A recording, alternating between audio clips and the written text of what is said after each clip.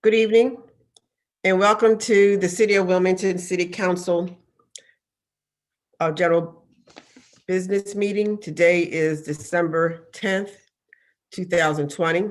This is the public comment portion of our meeting. We have five individuals who have signed up to give public comments. I'd just like to remind them that you have 3 minutes to share your comments to the City Council body. And we ask that you keep your comments relevant to the agenda as well as items that are relevant to the City of Wilmington. With that, I'd like to begin with Mr. Don Farrell.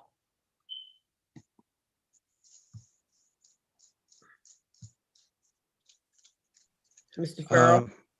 Yes. Thank you very much. My name is Donald Farrell. I live in the 4th District on the east side, and I am a landlord. I'm asking the council support and pass this pre-rental inspection ordinance. There are some council members who own their homes, and there are some that rent, either by choice or by necessity. Some residents don't have that luxury, but they are blessed to have a responsible landlord that registers and maintains their property. Many aren't as fortunate. This ordinance seeks to get those landlords that ignore the laws in line and on board. This ordinance is an excellent first step. Having access to safe, healthy, and fit housing is a human right, and it should be the responsibility of the landlord to provide safe, healthy, and fit housing, and for government agencies and officials to hold them accountable to make them provide safe, healthy, and fit housing to prospective tenants. One benchmark landlords could use is to ask themselves, would I be willing to live in the unit I'm about to rent? Or would I be willing to put one of my family members in the unit? If the answer is no, then there is something wrong. Mayor Pizicki wanted to make addressing and approving housing one of the pillars of his administration by attempting to pass the blight bill, but it failed because housing has too many moving pieces and cannot be addressed in one bill. At one point, one councilman mischaracterized the blight bill as a tenant's right bill. It wasn't and it isn't. But this ordinance is an excellent first step to giving tenants the right to rent a safe, healthy, and fit housing. If Mayor Pizicki and the council want to leave a lasting legacy and begin to meaningfully address and improve rental housing in the city of Wilmington, I 30 urge seconds. you to support this pre-rental inspection ordinance. Thank you very much. Thank you, Mr. Farrell. The next speaker is Marcel Woodard from Newcastle County.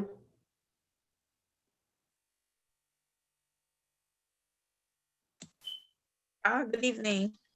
Good evening. My name is Marcel Woodard, and I'm from Newcastle County. My biggest concern is the when it's time for you to resign your lease. I think that there should be an inspection in the apartments, and most landlords are not doing that. My biggest concern at the moment is issues with my windows in the apartment. The windows are not staying up, they're falling down. There's cold air coming in the apartment. I don't have any heat in my bedroom. I don't have any heat in my living room.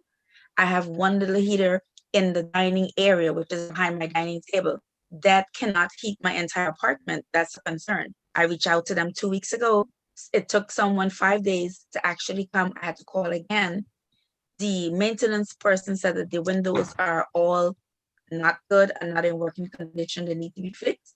This is a big issue and a big concern because in the wintertime, I have an issue with my AC. In the summertime, I have an issue with heat, and I don't think it's fair.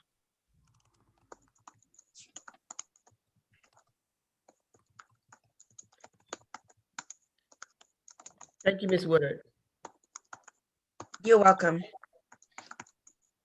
The next is Zito Ortez, also from Newcastle County.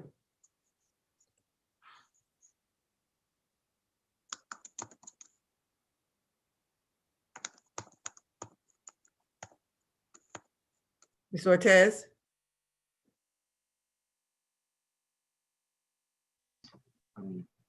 Hello, Hello?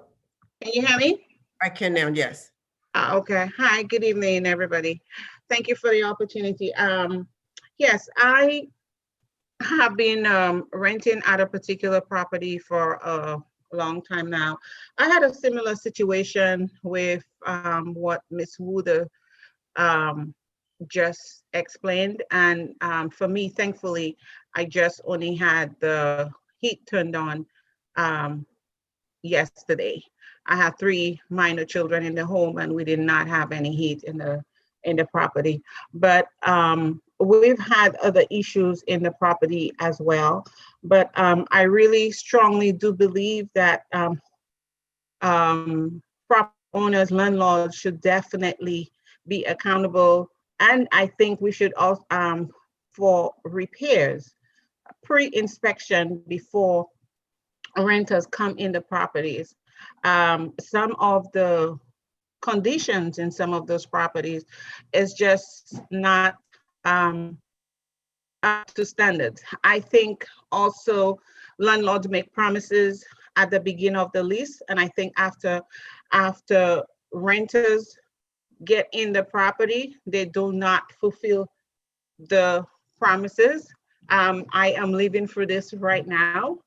And so I think this is something that definitely need to be mandated. I am in total agreement with landlords being accountable for upholding properties for us, because if we do not pay the rent when it's due, they have problems with us, the renters. So everybody just want to collect money, but nobody wants to put money into the property and have tenants be comfortable in the units.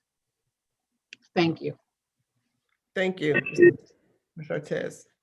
The next is Ms. Susan Samuels. Hi, good evening, everyone. Thank you for the opportunity to speak on this ordinance of the landlord pre-rental inspections. I totally agree and also empathize with those who have spoken already. It should not be anyone's concern that they are renting a facility for a place to live and not have proper conditions to live in. And just as the gentleman spoke in the beginning, the question is, would they live there themselves? And if they can't answer that question with a wholeheartedly yes, then something's wrong. One of the things that I would like to see possibly come about with this ordinance passing is also to interject periodic reviews of the inspections happening once the tenants are there, so that the landlords know that they are being watched by the city officials, because they are responsible. They've made themselves available in that manner, so they need to be responsible for the parties that they are renting to as well. I think any repairs that are pointed out prior to someone moving in definitely should be taken care of before that happens, or some kind of agreement and adjustment to the lease is done on the spot and signed or noted or initialed some kind of way, witnessed to that fact.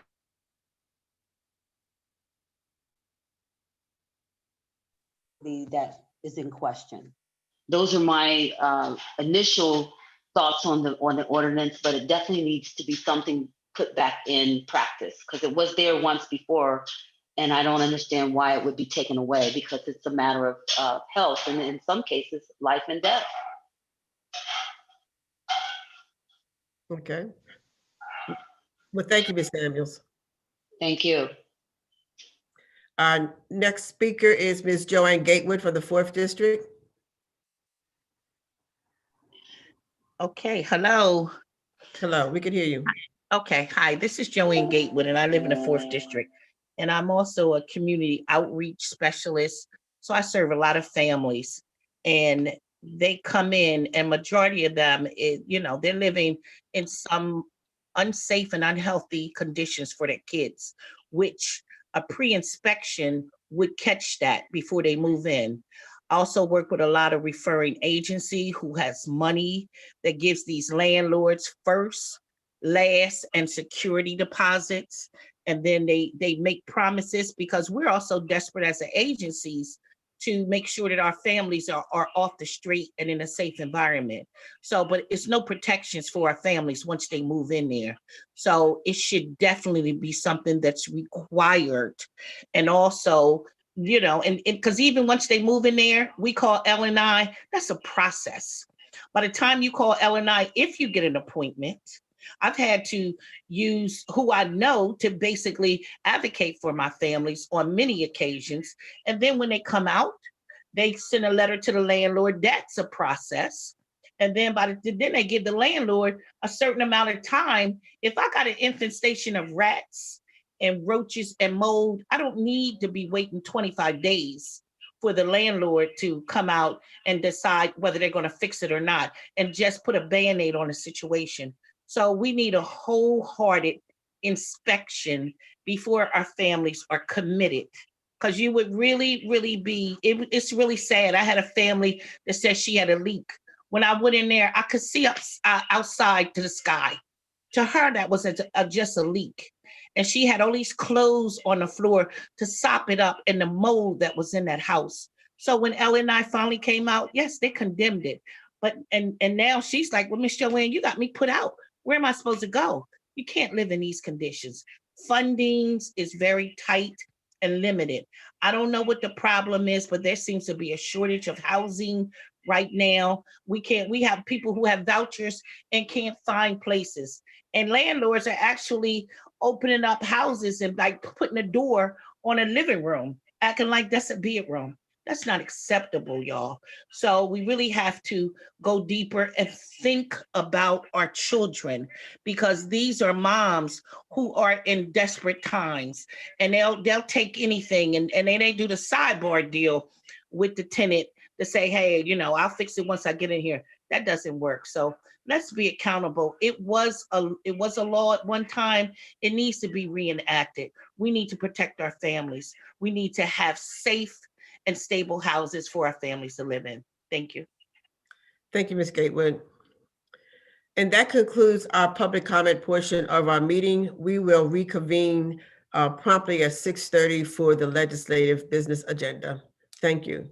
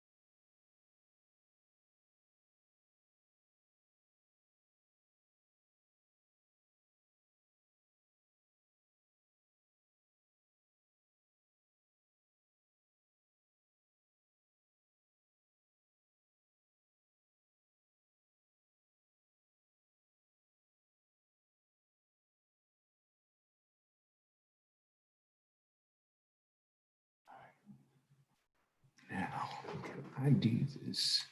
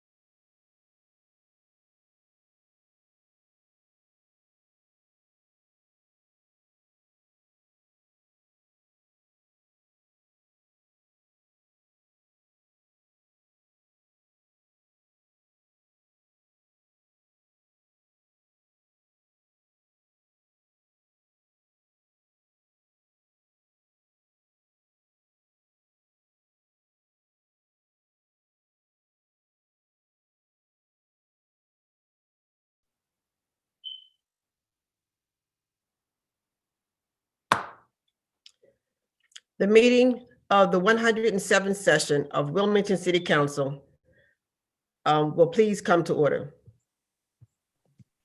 We will have the opening prayer by Andrea Queen. In humility, gratitude, and great joy, we open our hearts, our eyes, our ears, our minds as we meet to serve our city with the intent on doing good work, to use our resources wisely and well, to represent all members of our community fairly, to make decisions that promote the common good. We recognize our responsibilities to the past and the future, and the rights and needs of both individuals and community. May our efforts be blessed with insight, guided by understanding and wisdom. As trusted servants, we seek guidance on our deliberations. And on our efforts, may we act wisely and well and strive to reach our higher potential.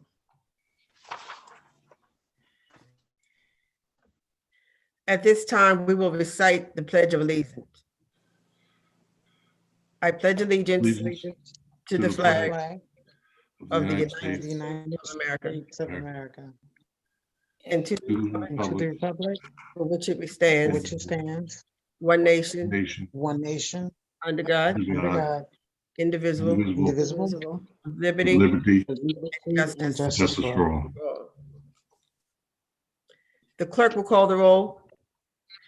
Councilwoman Gray, Present. Councilwoman Oliver, Present. Councilwoman Harley. Present. Councilman Turner, Here.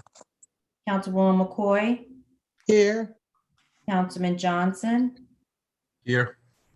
Councilman Friel, Here.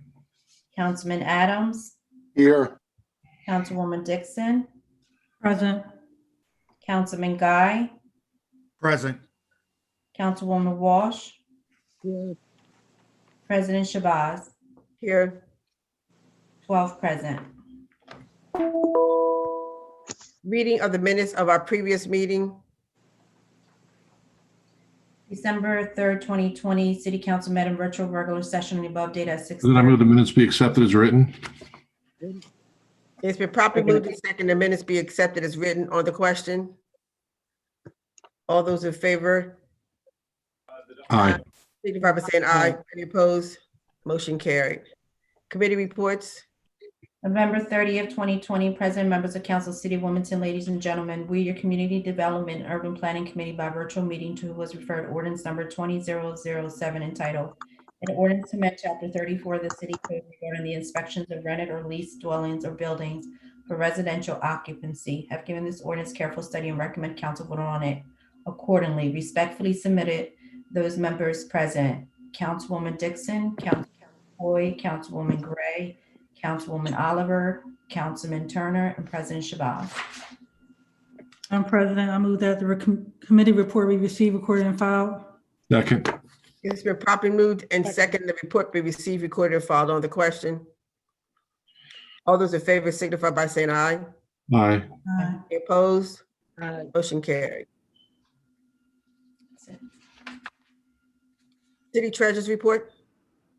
December 10th, 2020, total investment, $437,214,933.41. Total cash on hand, $7,477,045.38. Grand total, $448,691,978.79. Belda Jones Potter, City Treasurer. Move the treasurer's report be received, recorded, and filed, and adopted by any vote. second, It's been properly moved and second, the report be received, recorded, and filed. On the question, all those in favor signify by saying aye. Aye. aye, Any opposed? Motion carried. Accept the motion to move to accept all non-legislative business. So moved. second, It's been properly moved to second, accept all non-legislative business. On the question, all those in favor signify by saying aye. Aye. Any opposed? Motion carried. We have one resolution recognizing Pancreatic Cancer Month, and we had 5 other resolutions to our constituents in resolution of sympathy to a loss. And with that, I will move to legislative business.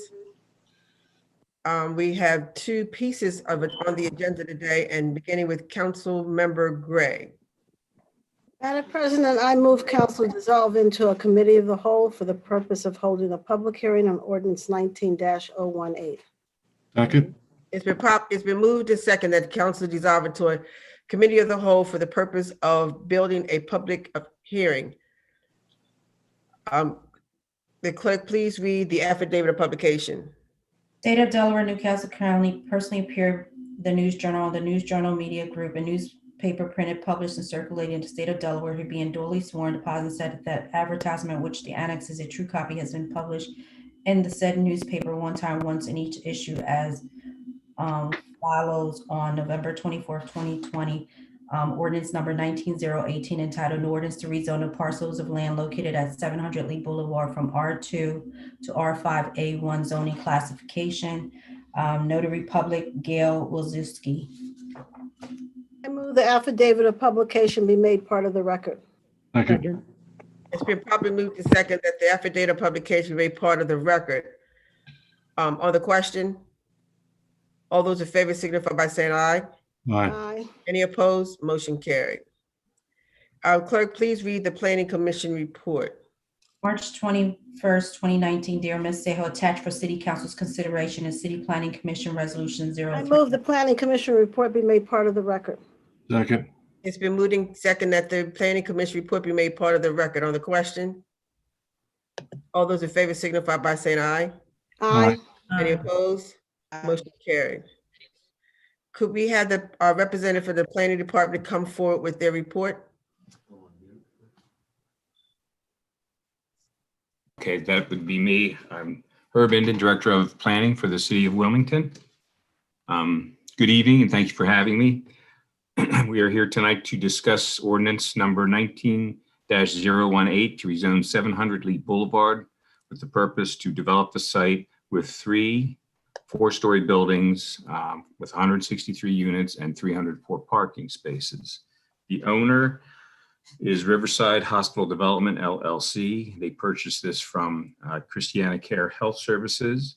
Current zoning is R2, 1-family semi-detached dwellings. This parcel has been vacant since July 2012. Its former use was for the Riverside Hospital and a 99-bed skilled nursing facility. On May 19th, just a little background here, on May 19th, 2017, Riverside Hospital LLC filed a rezoning petition with the city clerk to rezone the parcel from R2, 1-family detached and semi-detached dwellings to R5A1 apartment houses, low medium density. May 17th, the proposal was for 3 4-story apartment buildings with 200 units and 369 parking spaces. Again, this is the original plan. And they also plan to use Lea Boulevard as the sole access for this development. On September 10th, 2018, they updated the proposal. And they also had, I think, the subdivision and use variances were approved. The building was redesigned to sit 25 feet further back from Lea Boulevard, and units were reduced from 200 to 170. Height adjustments were made along Lea Boulevard through design, and they reduced the parking spaces by 29 spaces to 340. The proposal was withdrawn twice from City Planning Commission for consideration, once on September 19th, 2018, and then again on October 16th, 2018. On February 11th, 2019, the petitioner requested a hearing for the March 19th, 2019 City Planning Commission. I guess for this, they had further reduced the size of this development from 165 units to 163 units, and further reduced the parking spaces from 340 to 304 parking spaces. And I believe they have gotten approval to access also onto 37th Street. City Planning Commission had a public hearing, and the CPC, the City Planning Commission, recommended approval of the rezoning, again on March 19th, 2019. Just to go over the zoning, the current zoning R2 is designed to include sections of the city where there are substantial numbers of single-family semi-detached dwellings, twin houses, in most cases intermingled with single-family detached dwellings on somewhat smaller lots than are found in R1 districts, which are a one-family detached dwelling unit district. Other uses include churches, public or parochial elementary and high schools, colleges and universities, public libraries and museums, municipal firehouses, and neighborhood police stations. The height in this district is 3 stories. Now, the proposal to use R5A1 is designed primarily to permit low to medium density apartment developments contiguous to single family districts, and to include other residential and residentially compatible institutional uses. R5A1 districts shall buffer single family neighborhoods from more intensive residential and certain commercial uses. The height in this district is 5 stories, which will accommodate obviously this proposal. Low to medium density apartment buildings permitted with certain conditions, such as for screening of parking and refuse areas. Other uses here include detached and semi-detached dwellings, row houses with or without conversions, schools, public libraries, museums, churches, municipal firehouses, and neighborhood police stations. And there is similar zoning in the surrounding area where we have R5A, R5B, R2, and even an M1 district. And the uses include the apartments, Brandywine Hills, Lea Boulevard, Pepple Hill, single family detached and semi-detached, the Miller Road Shopping Center, the Medical Arts Complex, and St. Nicholas Ukrainian Catholic Church, and an office building. Impacts of the proposed rezoning. The proposed rezoning would not result in the creation of any non-conforming uses on the property because it is currently vacant. The comprehensive plan, amendments to the then current comprehensive plan were approved to provide for their apartment houses and low to medium density land uses in the R5A1 zoning on this site. But that plan is no longer in use, in that we have adopted a new comprehensive plan, the current 2028 comprehensive plan. And this replaced that neighborhood plan, and it recommends medium density residential development under R5A1. Amendments are no longer necessary, again, because it does conform to the current comprehensive plan.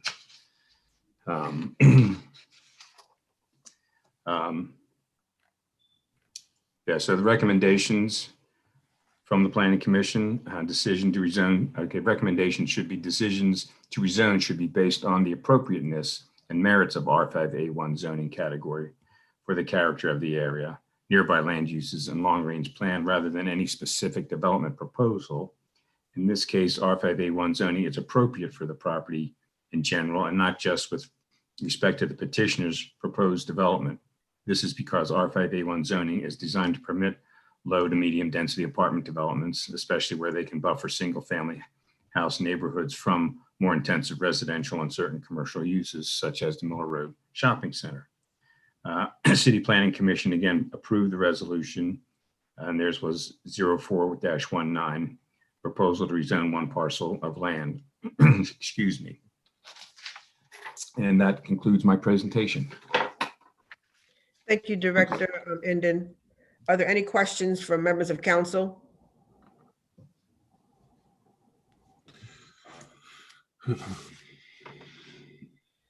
Seeing none, are there any comments from the public who would like to speak for this project?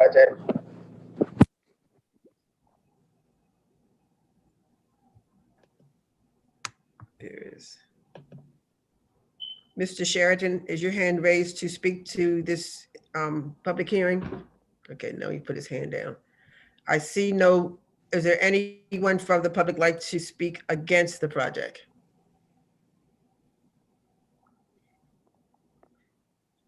Seeing none, Councilman Gray, would you like to move to return back to regular order of business? Yes, Madam President, I move council return to regular order of business. Second. It's been moved and seconded, council return to the regular order of business. Clerk, could you please read the committee report? November 12, 2020, President, members of council, City of Wilmington, ladies and gentlemen, we, your Community Development Urban Planning Committee by virtual meeting tool was referred ordinance number 19018 entitled, an ordinance to rezone a parcel of land located at 700 Lea Boulevard from R2 one-family detached dwellings and one-family semi-detached dwellings to R5A1 low-medium density apartment houses zoning classification. I've given this ordinance careful study and recommend council vote on it accordingly. Respectfully submitted, those members present: Councilwoman Dixon, Councilwoman McCoy, Councilwoman Gray, Councilwoman Oliver, Councilman Turner, and absent President Shabazz. I move that the committee report be received, recorded, and filed. Second. It's been moved and second that the committee report be received, recorded, and filed. On the question, all those in favor signify by saying aye. Aye. Any opposed? Motion carried. Clerk, were there any findings? Yes, Madam President. To the Honorable Hanifa Shabazz, President of Council, and the Honorable members of City Council, from Elizabeth D. Powers, Senior Assistant City Solicitor, dated December 9, 2020, regarding City Council findings supporting the enactment of ordinance number 19-018 to I move rezone. the findings be made a part of the record. Second.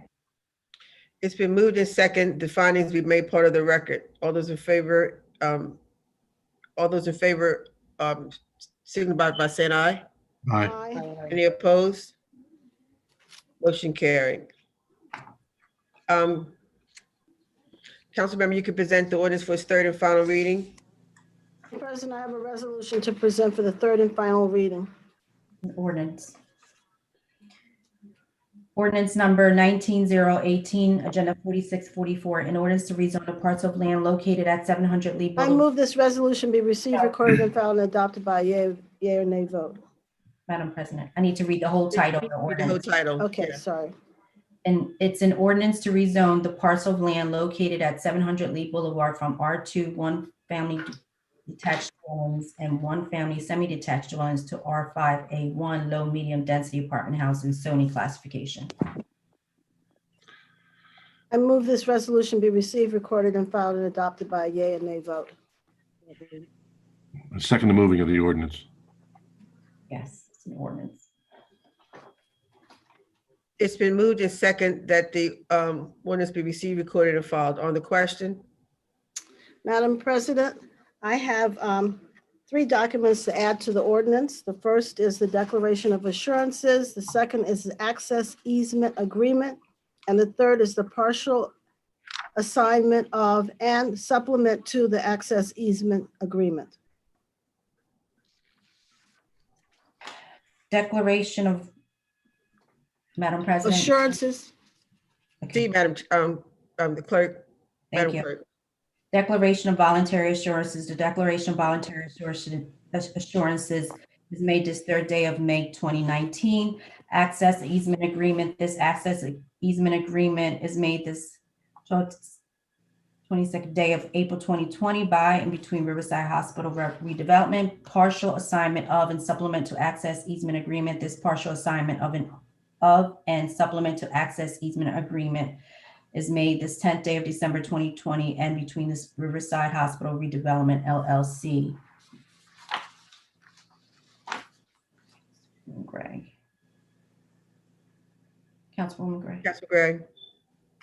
This ordinance be received, recorded, and filed, and adopted by a yea and nay vote. Do I have a second? Actually, Madam Yes. President, Have the three agreements been added? Is that addressed to me? And I didn't hear you, Councilman Friel. I wasn't sure. Have all 3 agreements been added to the ordinance for as part of the record? should be a motion to accept. I need a motion to accept them. I make a motion to accept the 3 documents that I just submitted to the ordinance of whatever the number is. I don't have the number right here. Second. It's been moved and second the documents as stated be received, recorded, and filed. All those in favor signify by saying aye. Aye. Aye. Any opposed?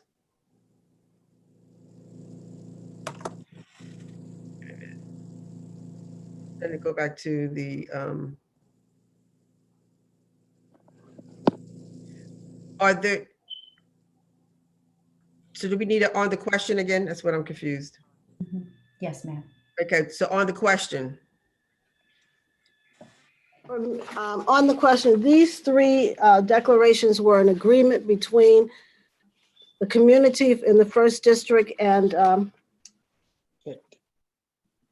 the project. I don't know the initials of it. This is a process of 3 years, and all the involved members that continued for the 3 years resolved and came up with a list of things that they wanted with this development. And this was drawn up with Mr. Capano and the developer.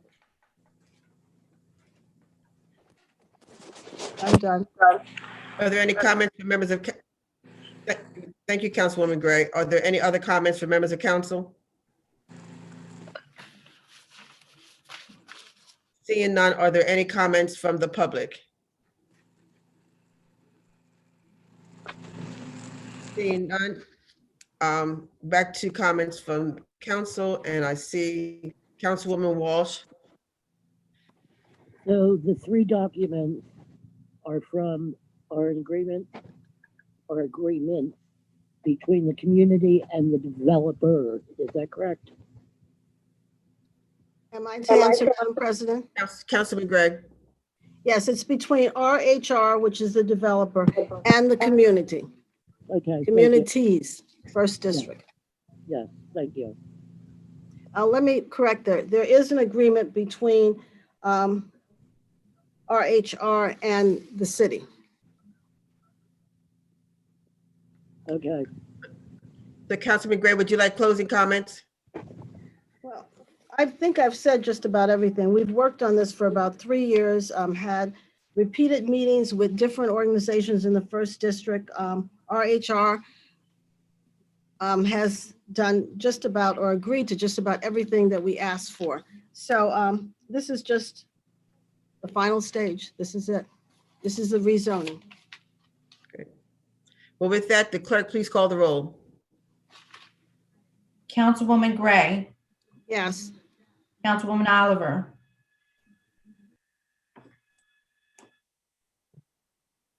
You have to give a reason. I'm sorry, yes, you do. Councilwoman Gray, thank you, Councilman Friel. All right, based on the findings. Councilwoman Oliver, Yes, based on the findings. thank you. Councilwoman Harley, Yes, based on the findings.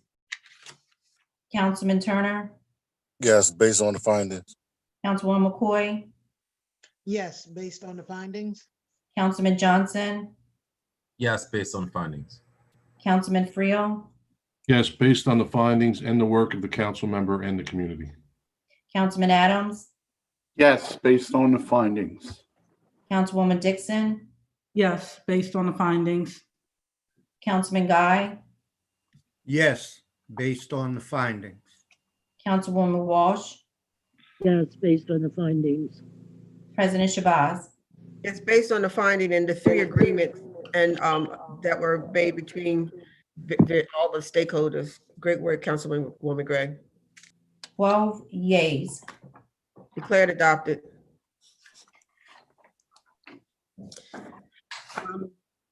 There's only one other piece of legislation on the agenda, so I'm gonna go right to that council member. Councilmember Guy. Legislation. Yes, Madam President. I have an ordinance to present and call for the third and final reading. Ordinance 20-007, Agenda 4772, an ordinance to amend Chapter 34 of the City Code regarding the inspections of rented or leased dwellings or buildings for residential occupancy. Madam President, I have a substitute to present in lieu of that ordinance.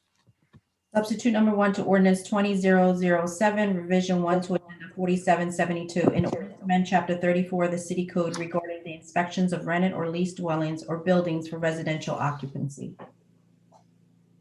Madam President, I move that that be known as the enacting clause of the substitute ordinance and call for a yea and nay vote.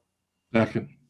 It's been properly moved and seconded that be known as enacting clause of the substitute ordinance, and call for the yea and nay vote on the question.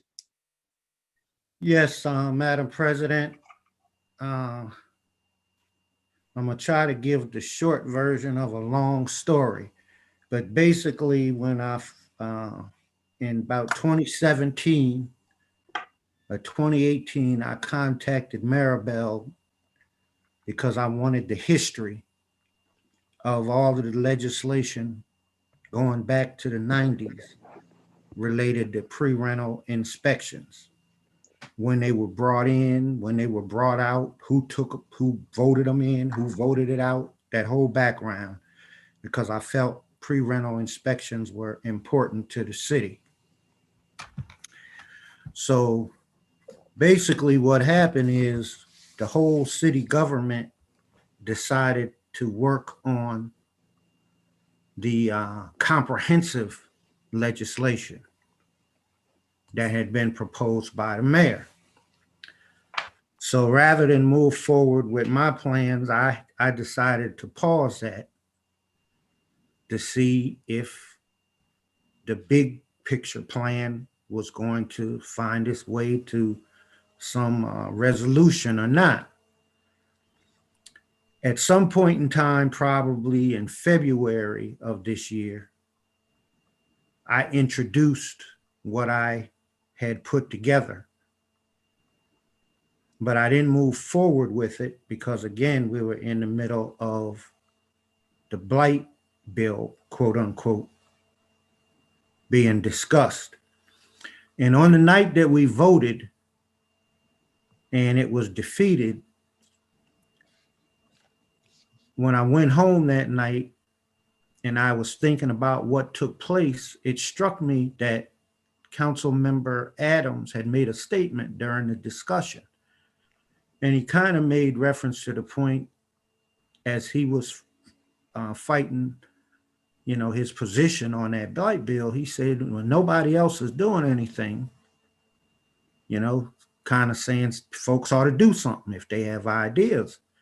And I thought about what he said, and it made me say, well, wait a minute, I have something that I introduced in February that is an effort to do something. And one of the things he said that night was he believed in pre-rental inspection. And so I thought about that and I said, you know what, let me go ahead and sit this up on the table. So it went to a hearing between the CD and UP committee that was lengthy. Everybody that wanted to have input had input. And then I asked the chairperson of that committee if they would schedule it in front of the subcommittee. And she was willing to do that, Councilwoman Dixon. So we got to hear from the subcommittee. And out of the subcommittee, some of the people recommended paragraph F, which is a purpose paragraph. And so that's part of the substitute ordinance. So now that substitute ordinance is here before council. And there's been one other issue that some people have been raising about this legislation. And somebody, as far as I'm concerned, it's clear as day that month-to-month leases don't require a monthly pre-rental inspection. But for clarity purposes, what I'd like to do is make a motion as follows. When the term of a residential rental agreement expires and the term is converted by operation of the lease or by operation of law to a month-to-month tenancy, comma, monthly pre-rental inspections are not required. That's my motion, if I could get a second. Second. It's been, a motion has been made and seconded. On the question? Yes, Madam President. It's designed for there's been a specific group of people who have been moving around in the community trying to tell people, well, what happens if there's a month to month? And they've been trying to encourage people not to vote for this because they want to say, oh, I got to get inspection every month. So this sentence clearly states that that is not the case. And So- exactly where in the ordinance did you want to insert this additional amendment? It can be paragraph G.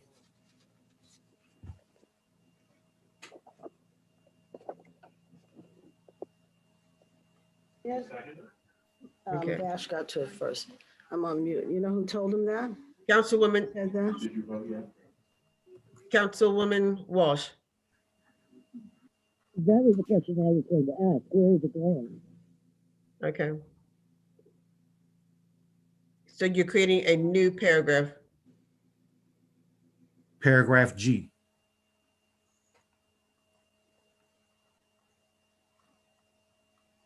So all those in favor signify by saying aye. Aye. Aye. Aye. Any opposed? Any abstaining? I don't know that I heard everyone. Everyone voted?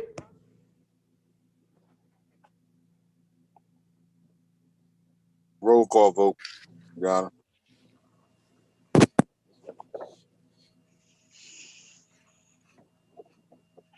Clerk, could you call the roll, please? I only heard 3 people vote. Councilwoman Gray, this is the amendment. Councilwoman Yeah. Gray, Yes. Councilwoman Oliver, No. Councilwoman Harley, Yes. Councilman Turner, Yes. Councilwoman McCoy, Yes. Councilman Johnson, Present.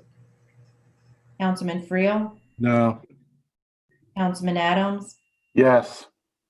Councilwoman Dixon, Yes. Councilman Guy, Yes. Councilwoman Walsh, No. President Shabazz. Present.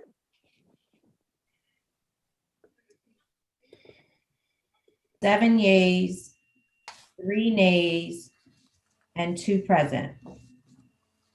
The amendment has been adopted. Okay, Madam President, may I continue? You have 1 minute, sir. Okay. Now, also, the thing I wanted to bring to everybody's attention, and I sent this to all members of council.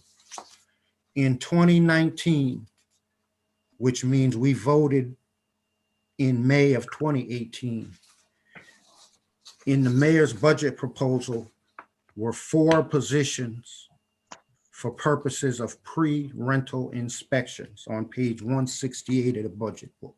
I sent that to everybody. So we actually provided 4 people thinking that we were going to have passed some legislation back in 2018, 2019. So for the last 3 years, those 4 people who are supposed to be doing pre-rental inspections are actually were put in the budget. So I wanted to address that issue where there were some people saying, well, we don't have the staff. The reason why the mayor put 4 people in the budget was because his staff told him after they did the computations that that's all they needed was 3 or 4 inspectors. So we've actually given them what they asked for. And those are the 2 main things that I wanted to address on the front end, the month-to-month issue and the fact that we put those positions in the budget at a cost of $343,000 back at that time. And we actually did that. So we've put money in the budget with a specific purpose. And so that has been addressed. That's all I have, Madam President. Thank you. Councilman Walsh. Madam President, and Mr. Guy is absolutely correct. Can't hear. Can't hear. Councilwoman Walsh. Now, Madam President, could you answer the backup from a mic? I can't hear. I am back up from the mic. Can you hear me now? I believe she's having audio trouble, so if everyone could just listen attentively, we could hear and we could get done. Councilwoman Walsh, go ahead. Okay, you can hear me? Yes. Okay. Mr. Guy is absolutely right. There were 4 inspectors added to that department. And prior to those inspectors being added, that department went from a couple hundred inspectors per year to over 2,000. So they were added for what has been going on for the last 2 years, not for this program to be expanded. And for this program to be expanded, it would take a heck of a lot more than what is down for the fiscal note that is on the back of this, which also doesn't say where the money's coming from. So that's why I'm going to be against this legislation. You know, we're in the middle of everything that's going on with our jobs right now. Nobody knows how many jobs or how much debt we're going to be in at the end of the road with the pandemic that we're facing. So for that reason alone, I'm voting no on this legislation. And I'm sorry you can't hear me. It came clear. Councilmember Adams. Yes, ma'am. Thank you. You know, the only way we have to protect the tenants here who are the residents of the city of Wilmington is by doing rental inspections. I was always appalled by the amount of inspections that we do each year. A number was listed 300 till this past year, and then the pandemic hit, and I think we've done none since then. But to say that they do not have the capability is a fallacy. Each budget hearings in the 4 years I've been here, I have asked Jeff Starkey, the director of licensing and inspection, how long does a rental inspection take? And he said 45 minutes every time. 45 minutes for rental inspection. Now, understand they got about 29, 30 inspectors there. But let me just say this jokingly, since everybody knows who Rob Buccini is at BPC. Well, he and I would eat breakfast together, and a few times we'd laugh that each of us could get together for coffee about 8 o'clock and knock out an inspection apiece before we had to be at the office by 9. And we could do 5 a week and 250 a week ourselves by just having a cup of coffee in our hands and doing an inspection prior to 9 a.m.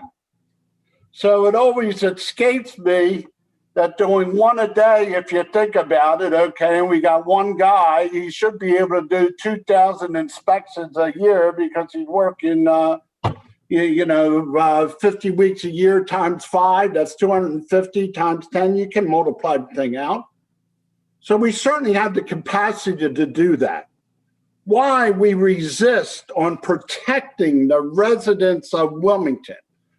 We always say, oh, more than 50% of our residents are tenants. Well, that means we're not protecting the majority of residents here in the city of Wilmington. That's terrible. Absolutely terrible. Now, yes, I tried to get the mayor, okay, to walk into more. And certainly he signed on to a 1,500 program, and then he did 1,700 last year. And he said, hey, I did 1,700.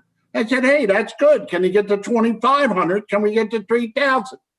Just keep in mind that if it takes 45 minutes an inspection, and each inspector works what, 8 hours a day maybe? Even if he works just one, he could knock out one in 45 minutes. So to say that we don't have the capacity of this is ridiculous. The last thing I'd like to clear up is this little nuance between pre-inspection and rental inspections. If there's 19,000 rental inspections, each one of those rentals are supposed to be inspected annually.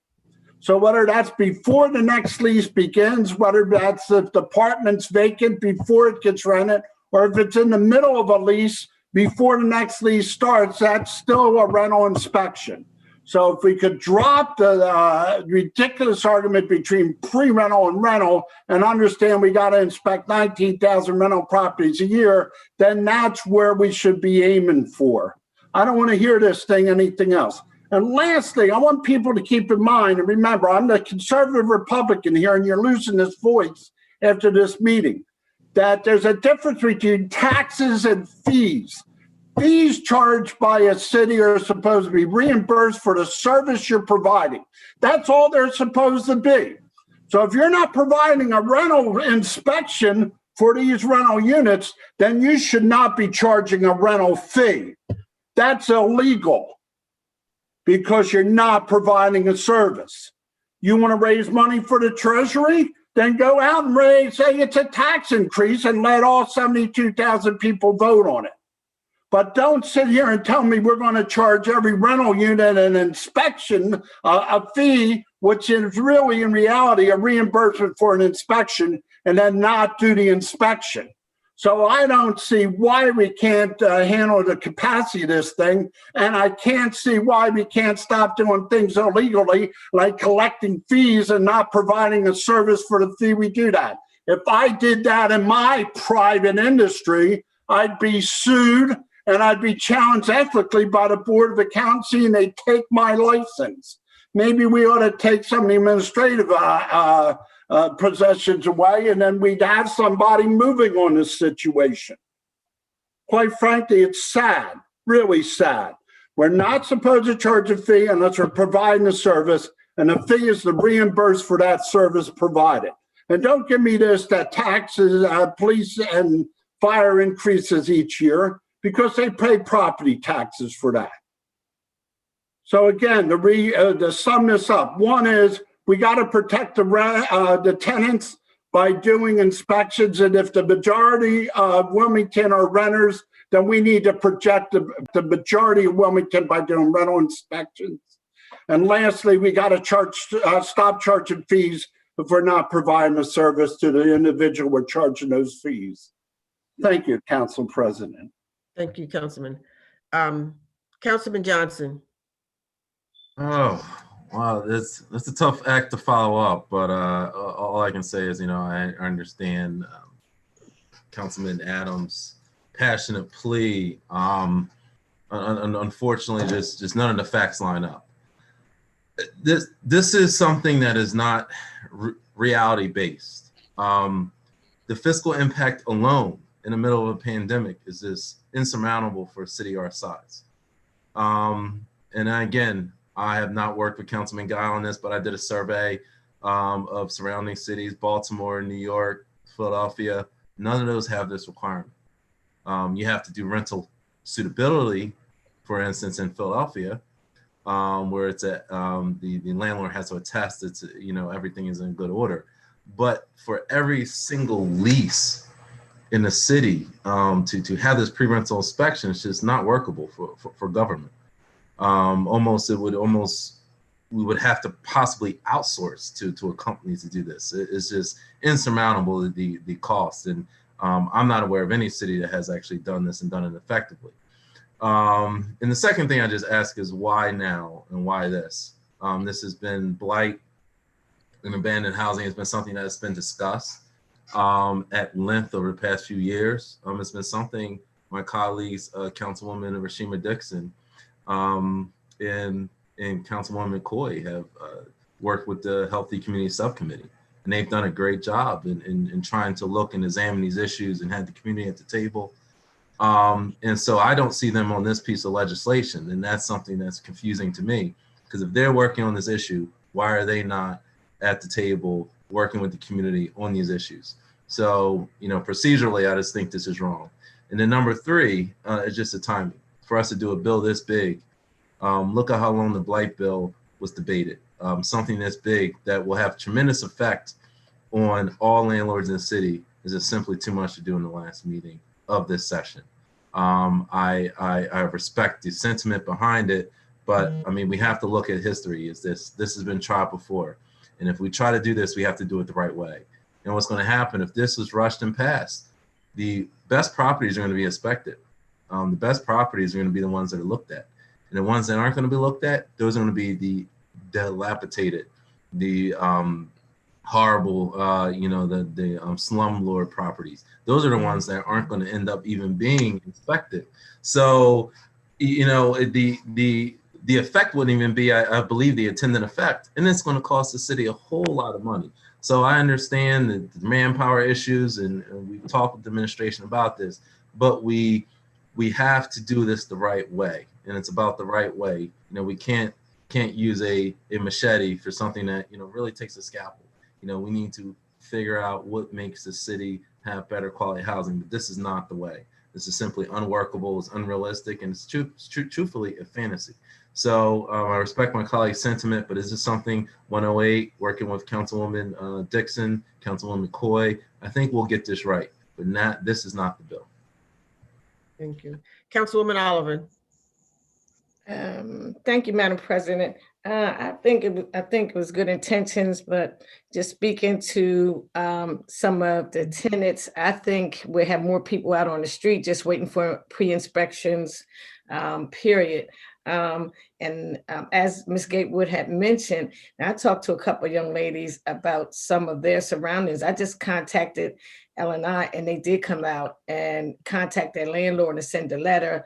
And the two young ladies I was working with who were living in kind of bad conditions also stated to me, Ms. Oliver, I am not trying to get put out. I have nowhere else to go. They called me up. Whatever the inspectors did, the landlords came out. One was a plumbing issue and one was some dampness in the basement, but the landlords did come out. Maybe they were the good landlords. I don't know, but they did come out and, repair the problem. But I think with something at this capacity, we would never, no one would ever get L&I to come out to do anything else because they're going to just be doing these inspections. And I think we will see more people out in the streets at a time like this. I think it's just bad time. I think the intention's good, and I think it's a good idea. But this is just a lot to ask for L&I. And I think that I know for a fact, because I spoke to Jeff Starkey, them gentlemen, the four that I think Councilman Guy was speaking about, they are doing the inspections. That's what they've been doing. As a matter of fact, they're rather busy in L&I, and I don't think, I'm not gonna say they don't have the capacity to do this, they do, but they'll just be doing this all day long. And I think they have, L&I, they have other things to do besides just go around, not saying it's good or bad, but go around all day just knocking on people's door doing pre-inspections. That's a lot for them to handle. So like you said, I think we'd have to be outsourcing and find somebody else to do it. I just think that's a lot, my personal opinion. Councilman Adams.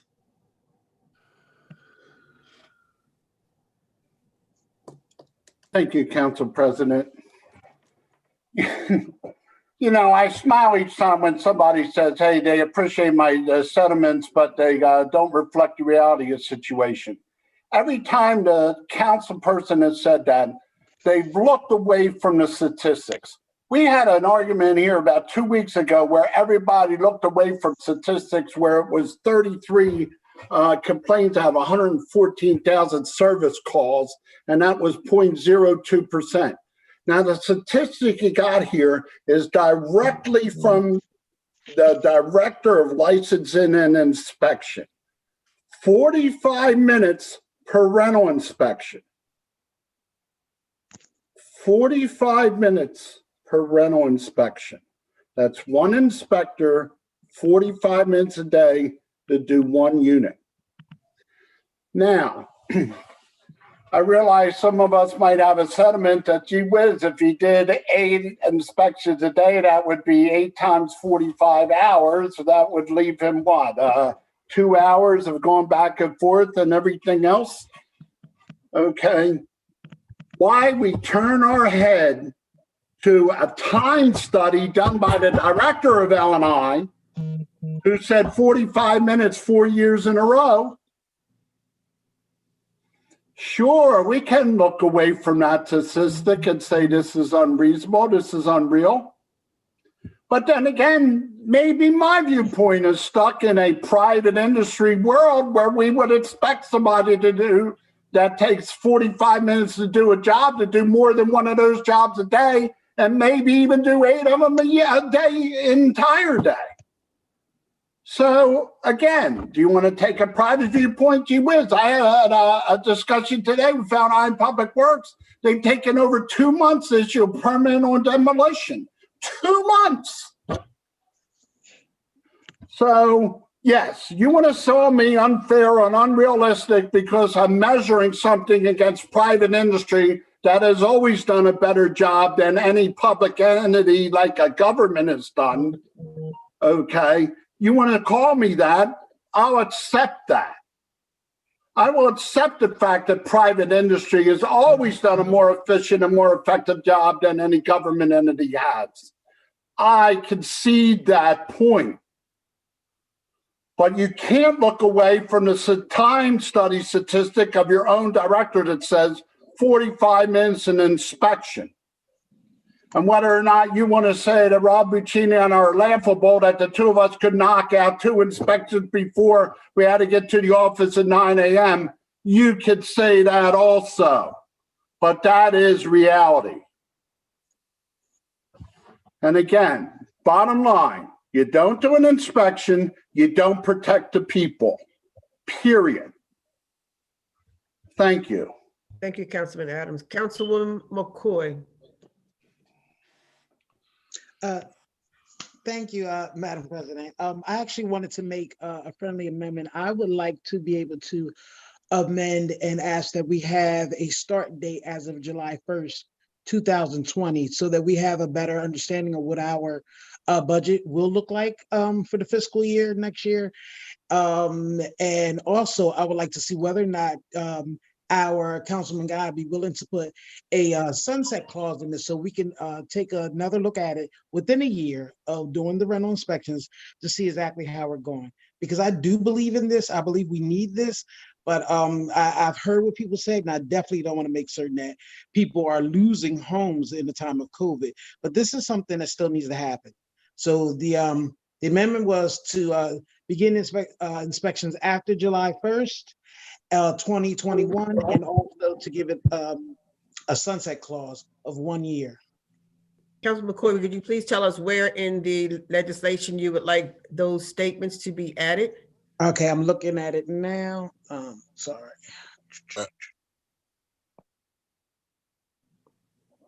Okay, so section in the form of a motion, please. Yeah, I'm sorry. So I would like to make a motion. In section 2, where it says this ordinance shall become effective immediately, we can put this ordinance shall become effective on July 1st, 2021.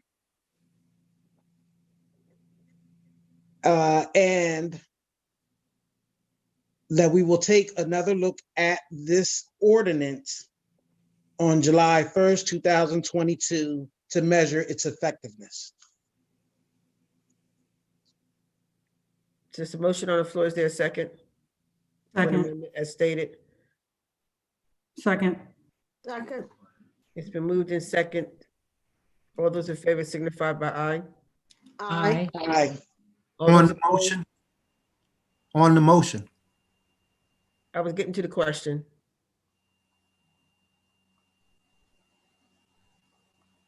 Okay. So it's been, I asked for all those in favor and then all those. And Point of order though, on the motion. We didn't get to discuss the motion. Okay. And I have my hand raised. Soon as she said it, I put my hand up. I got you. I was going to get the vote and then answer on the question. So I was trying to finish the vote and then I'd be on the question. But Madam President, you can't take the vote on the amendment without us discussing the amendment.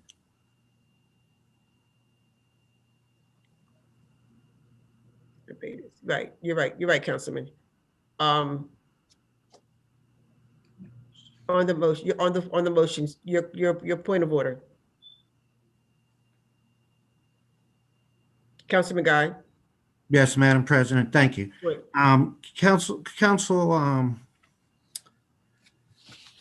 Woman McCoy, The July,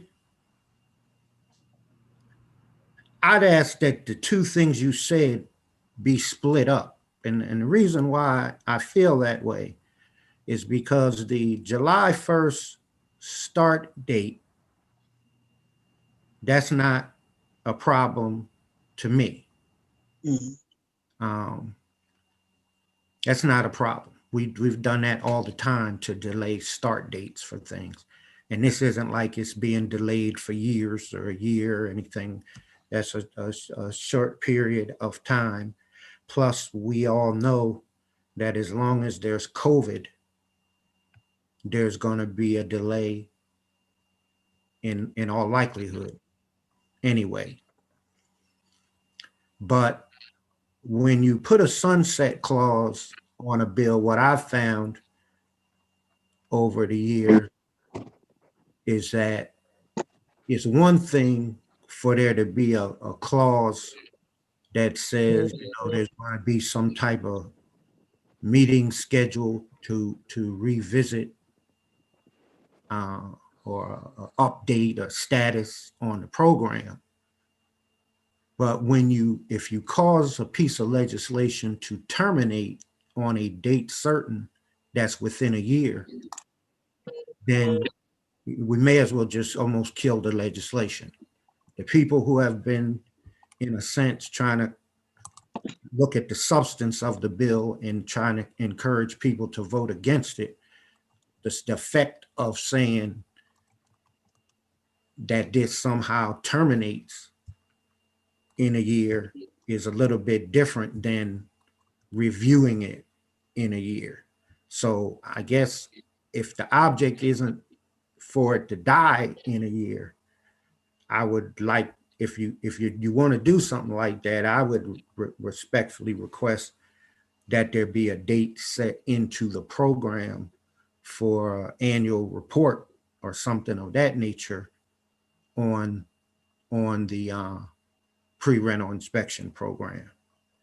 So that's just my thoughts on it. That's all I have, Madam President. Councilman Adams. Yes, ma'am. Well, excuse me, Council- With regard to the amendment on the motion, certainly the sponsor of legislation has the prerogative to pick any start date he wants. So I would acquiesce on that. However, to say that we're only going to protect the residents of Wilmington for just 1 year, I think that's foolish. And I sort of agree with Mr. Guy. Why not we just kill the legislation? Unless you're going to make that amendment sunset provision for 5 or 10 years, so we can at least give the people an opportunity to not live in squander, which I believe is one of the mayor's favorite phrases, living in squander for at least a period of a decade. I would think that that might be appropriate, but hey, anything with that short a time period isn't even going to take have the enforcement of legislation to help the people out. So it's a bad idea to put sunset provision on this, and that's where I stand on it. Thank you. Councilman Johnson.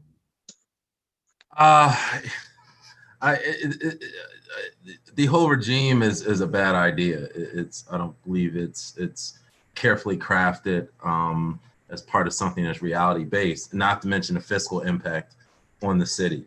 But in terms of the sunset, yes, it's better if it passes. It's better that it only be in place for a year. So if that happened, and again, I don't believe this should be happening at all, but if it did happen, 1 year, I believe is better. I mean, we have to, as legislators, we have to take a serious look at the finances of the city. What we're going to deal with the recovery from COVID. We just had new restrictions 20 minutes ago from Governor Carney shutting businesses down. Like, this is not a joke. It's not a game. We have to worry about the citizens and the taxpayers, and we can just throw money in the street. It's fine. But the chickens are going to come home to roost, and we're going to have to eventually fit this into the budget. So I can just say it all night. I'm not going to even say much the rest of the night, but if it passes, it passes. I just believe it's going to have a devastating impact on the the city, and it's going to be unworkable, and we'll see a year from now. Councilman Walsh, did you lift your hand and remove it? Your hand was up before. I had you next in line to speak. Okay, well, I'll come back to you. Councilwoman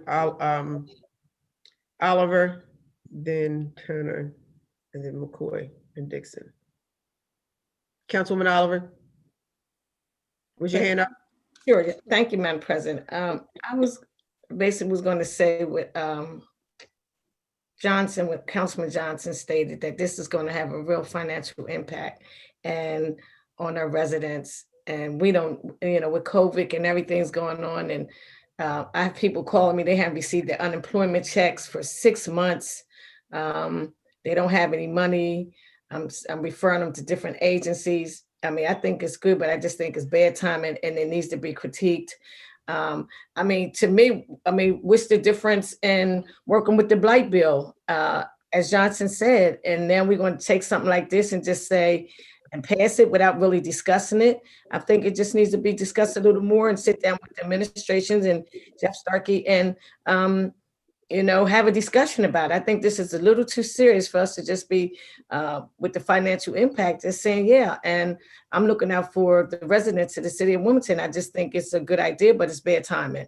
And to say inspections, 45 minutes, well, that's all he's going to be doing all day is inspections, once again, as I said. So he's not going to get to any of my constituents' calls that's calling L&I, that's complaining about something. They're never going to get to him because all the employees in L&I are going to just be doing inspections all day. 45 minutes in the house is a long day just inspecting people's houses. That is not like 10 minutes, 45 minutes. If that's your whole day after you take lunch and you just in everybody's house doing inspection. Madam President, on the motion. That was on, I was speaking on the sunset. Well, I guess I didn't say that. The sunset, I agree with the timing for as the sunset. I agree with that. If she wanted to add that, because it should be reviewed. It shouldn't be enough we just say, yeah, not reviewed. So I just think it's just bad timing. Thank you. Councilman Turner. Thank you, Madam President. I definitely understand where my colleagues are coming from, talking about a trial basis when you talk about pre-rental inspection.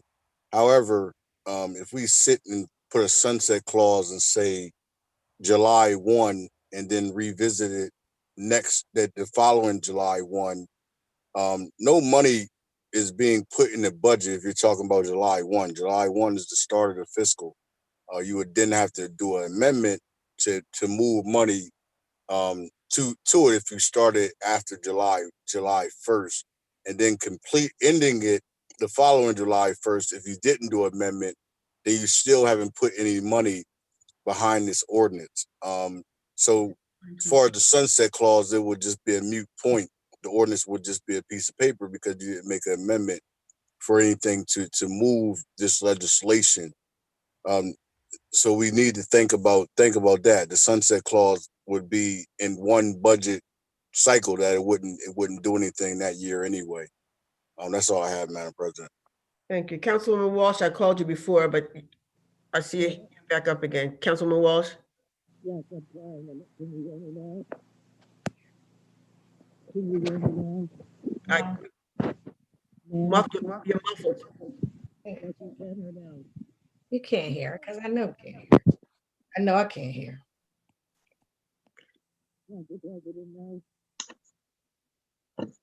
No, we're not hearing you still, Councilwoman Walsh. I will text you what I want to say. Okay. Okay. Councilwoman McCoy and then Councilwoman Dixon. Okay, thank you. So I actually heard what all of my council colleagues have stated, especially Councilman Guy, because this is his piece of legislation. The reason why I asked for the sunset clause was more so about reviewing the effectiveness of the program, not so much as an ending it. So I need to know whether or not I can still make that amendment rather than put the sunset, than to review the program. I need to review the effectiveness of the rental inspection after 1 year. So I guess I probably have to talk to, have another motion. You But- can amend your amendment. Okay, so then I would like to amend the amendment. So on Maribel, on section 2, this ordinance shall become effective on July 1st, 2020, and have a review of the effectiveness of the program after 1 year. 2021. Yeah, I'm sorry, 2021. Thank you. Thank you. My apologies. 2021, and have a review of the effectiveness of the program after 1 year. So that will be, that will be the amendment. Delete it.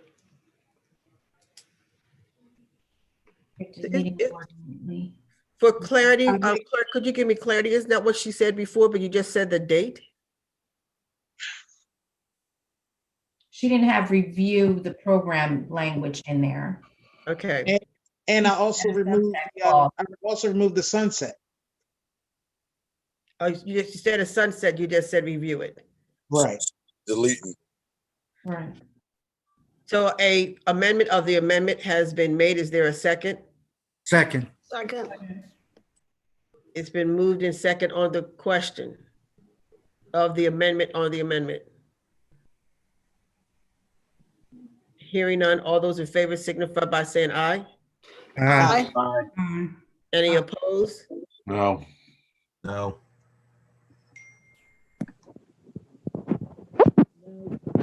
No. Loretta, hold on, let me see what's in the chat.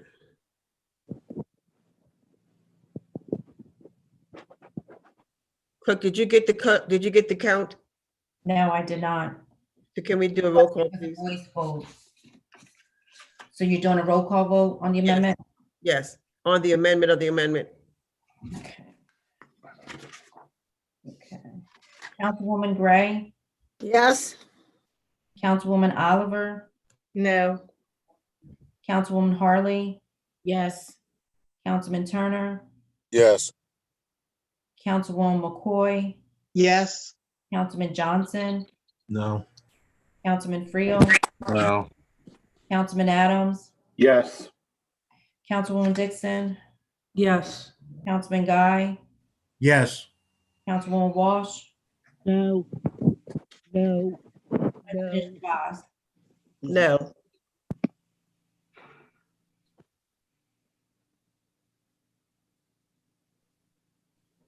Seven yeas and 5 nays. The adopted, amendment on the amendment adopted. Okay. So,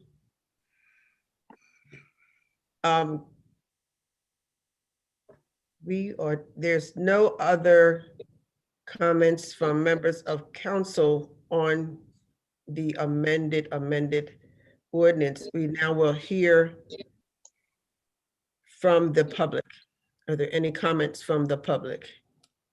Madam President? Councilman Guy? Yes. So we have not voted on the amendment yet. We did. We just voted on the amendment of the amended amendment. Well, I think we just voted on amending the. Yeah. Now we have to actually vote on the amendment. That is. Okay. So let's take a roll call vote on the amended amendment. We voted on the amendment of the amendment, and now we need to vote on the amended amendment. Yes. Can we do a roll call, please? Another roll call? Yes. All those in favor signify by, do a roll call. It's just. Okay. Wait a minute, 1 second. There was an amendment on the floor. There was on the question on the first amendment. She struck the amendment that was made a new amendment, and there was a voice vote on the amended to the amendment. And because it wasn't clear, a roll call was done. So you want another roll call on the amendment.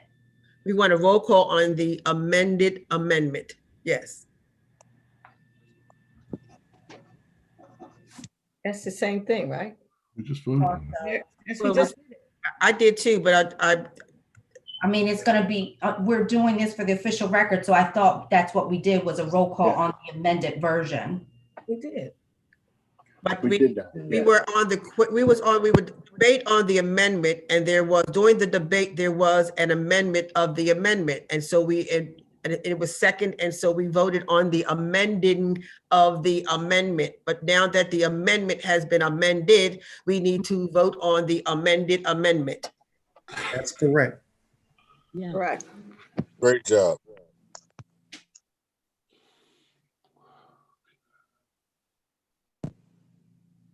Councilwoman Gray, Yes. Councilwoman Oliver, No. Councilwoman Harley, Yes. Councilman Turner, Yes. Councilwoman McCoy, Yes. Councilman Johnson, No. Councilman Friel, No. Councilman Adams, Yes. Councilwoman Dixon, Yes. Councilman Guy, Yes. Councilwoman Walsh, No. No. No. No. President Shabazz, No. 7 yeas and 5 nays. The amendment has been adopted. The amended amendment has been adopted. So now we are going to go to the public for comments on the ordinance as amended.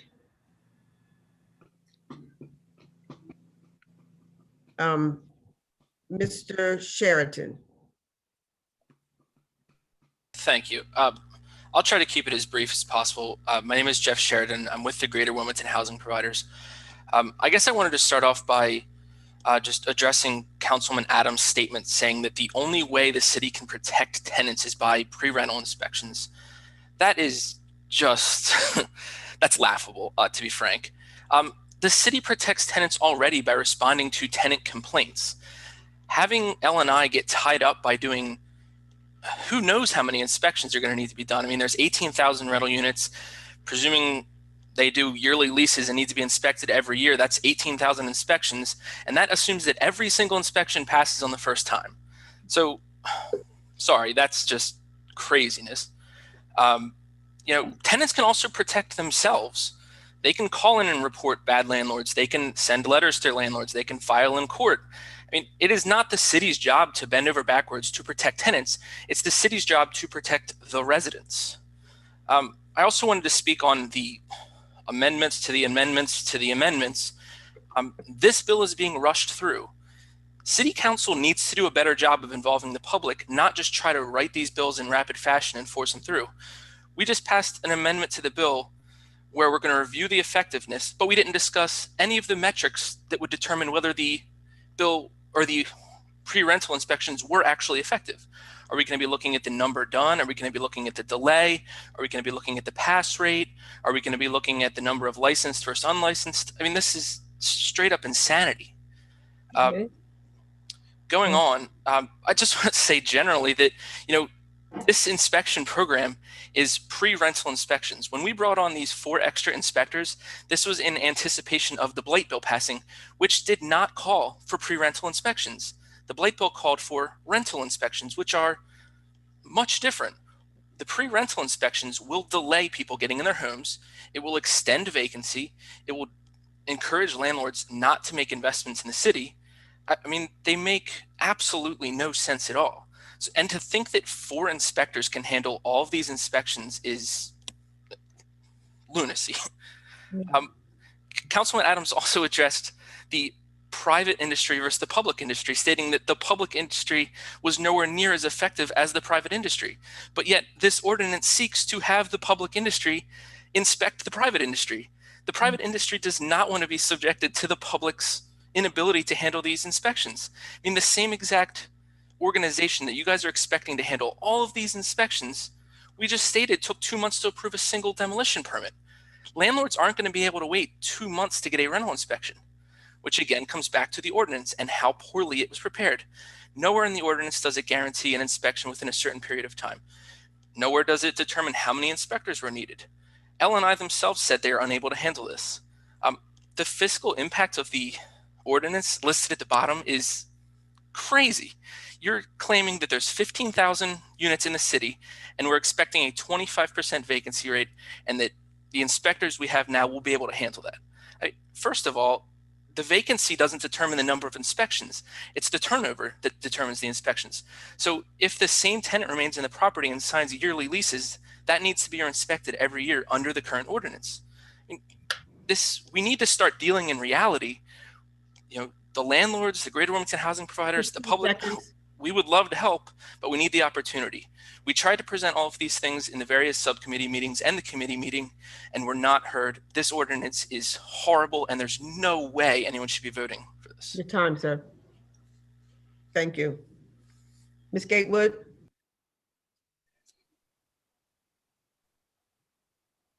Hold on. Hello? We can hear you. Okay. Well, I just want to say, Councilman Adams, I have never agreed with you on anything more than this. You have stated correctly. I work with families all day, every day, and for all of those who say how hard this would be, so what? We're your constituents. These are constituents that deserve this. We have families who move into these apartments. And I thought we're just talking about new tenants coming into properties, not tenants that's already in there. So, bite back on all of how many people is going to be needed to be served at one time. We're talking about the people that's trying to get into these property now. And based on COVID, we should be making sure that it's a safe space for them. I got families right now that are out in these nasty hotels that nobody is monitoring, and we're trying to get them housing. We have agencies that will pay these landlords first, last, and a security deposit to get these families in. And we break a lot of the rules because we need to find housing for them. So guess what? It should be what the L&I is doing anyway. So to have 4 of them, then if they got a checklist, they should be able to be in and out on what that requirement looks like. And it should definitely be before somebody moves in those buildings. Plumbing, mold. This is about our children who are at home now. Remember, they can't come to school. So they're in these places in unsafe and unhealthy conditions. So think about that. This is our future. We can't even find decent properties to put people in that have money. That Delaware Housing Assistance Program that was given up to $8,000 for family to move in, but the landlords had to initiate that. You know how many has not even applied for that? Because they don't want they don't want them in their business. So it put a disservice to families. 30 seconds.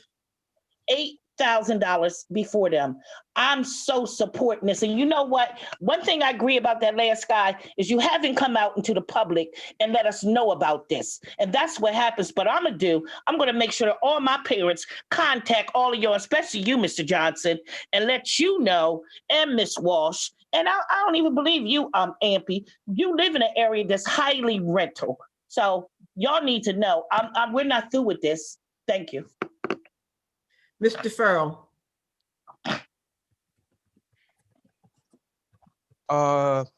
Thank you very much. I want to say that COVID is becoming the new whipping boy. Councilman Johnson, you talk about kicking the can down the road. Blaming inaction on COVID is becoming too convenient. Sure, the good landlords are going to be inspected, but by not supporting this, you're enabling those recalcitrant, irresponsible slumlords and giving them a green light to continue what they've been doing. Now, that I don't know what planet you live on, Councilman Johnson, but obviously no one in your district has had to put up with a slumlord or that kind of bad housing that we're talking about. Now, the 15,000 rental unit gets kicked around a lot, but let's not forget that out of those 15,000 units, we're talking about the condo units, like down on the riverfront. We're talking about the high-rise units. We're talking about residents at Rodney Square units. We're talking about senior high-rises. And I didn't even mention the residential units. I didn't even mention the Wilmington Housing Authority units, but that's basically what we're talking about. So don't get lost. So don't get lost in that 15,000 thinking that it's 15,000 units, because it's not. Like I said, you got the condos, you got the high rises, all right? You've got the housing down at the riverfront. And for them to say that folks are going to lose their homes, that's a red herring. 30 seconds. And okay, and for folks to have to continue to live in squander, I'll use the mayor's term, squander, simply because of COVID, and basically it's a bad time, that just doesn't cut the mustard. And I think that for the council people that live in these areas with these housing problems, you ought to be ashamed of yourself. You really should. All right, thank you. Thank you. Ms. Samuels, I see your hand go up and down. I do not want to overlook you.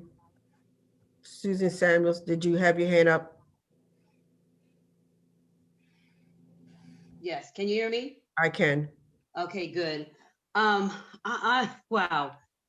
I've been sitting here listening to this back and forth, and I truly, I don't even know where to begin in my notes, other than to say that Councilman Johnson, I don't know where you are thinking at this point to say that citizens and taxpayers will be affected if this happens. They're already affected. You're talking about how the governor just changed the situation where they're closing businesses again. That's a ploy. All of these things that have been brought up negatively about this ordinance is a way to create fear.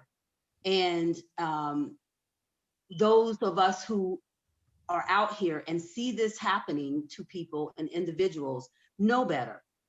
It's not going to affect the taxpayers and citizens in that respect.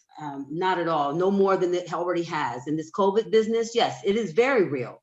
And this is why this should actually be in place, and it should have been coming from the governor to have a special task force set up to do these things at this point because of COVID-19. I'm in the health field, and I go in and out of people's houses on a regular basis.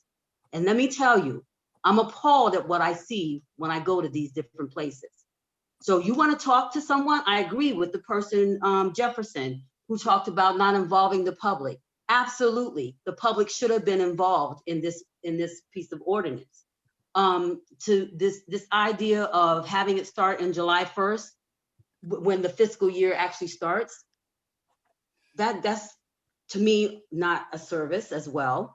To have it reviewed in a year, I don't think that's a good choice either, because that's usually when things start taking hold after they've had a delay. So you saying also, Mr. Jefferson, Mr. Sheridan, that that total residents, you need to protect the residents versus renters.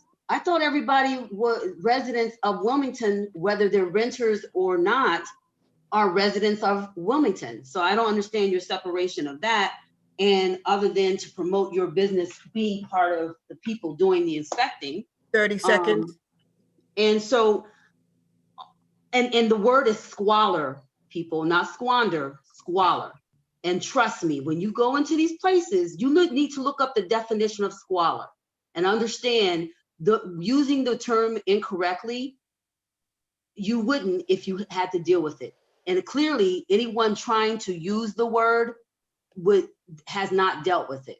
No, okay, and that concludes the mayor as well as the governor and anyone else who's using the word improperly. And if they're saying squander to make a light of it, this is not something to be light and taken lightly. Just one last statement, please. And I just really hope that you will consider passing this ordinance. Your time, with the amended you have 3 amendment. minutes. Your time. Okay, all right, thank you. I appreciate it, but just pass it with the amendment and then reconsider. Shanae Darby.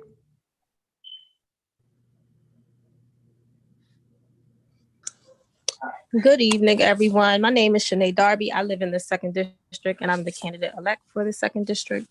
I'll be starting in January. I just want to say this legislation is overdue. This should have been on the table years, decades ago for the city of Wilmington. I'm actually a homeowner now. 5-6 years ago, when I was finished my master's program and came back to Wilmington to live, the rental options are not even close to fair condition. I can't even say half of these rentals are in fair condition. I moved on Pine Street into a home as a renter and the heat didn't work. I moved in the summertime, so I did not know that the heat didn't work. And I have at the time I had a 1-year-old and I had a 2-year-old and I just had a baby. I have 2 kids back to back. And I literally, to stay warm, I had to cut my stove on and my house burnt down one night. And do y'all know the trauma that I experienced because I had to deal with the landlords that Wilmington City Council allowed to do what they want in the city of Wilmington and bring anything to people. It is unacceptable. That still affects me to this day by you guys going unchecked. And at the time, even me reaching out to my current city council at the moment, they wasn't even available and didn't want to speak to me. So this is long overdue. It needs to happen immediately.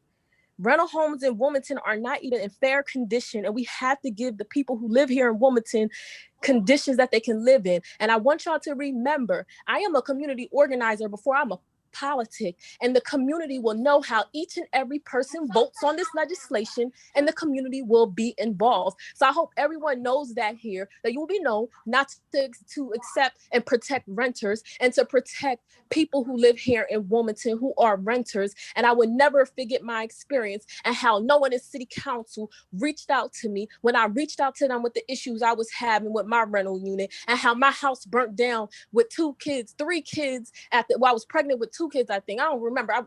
They were babies. And I had to stay in a hotel for a few weeks until I found another apartment. It's unacceptable. And you guys need to have pre-rental inspections so these landlords aren't renting anything to people in this city of Wilmington. Thank you. Chris Vanderslice. Yes, hey, hello. My name is Chris Vanderslice. Just a few quick comments here.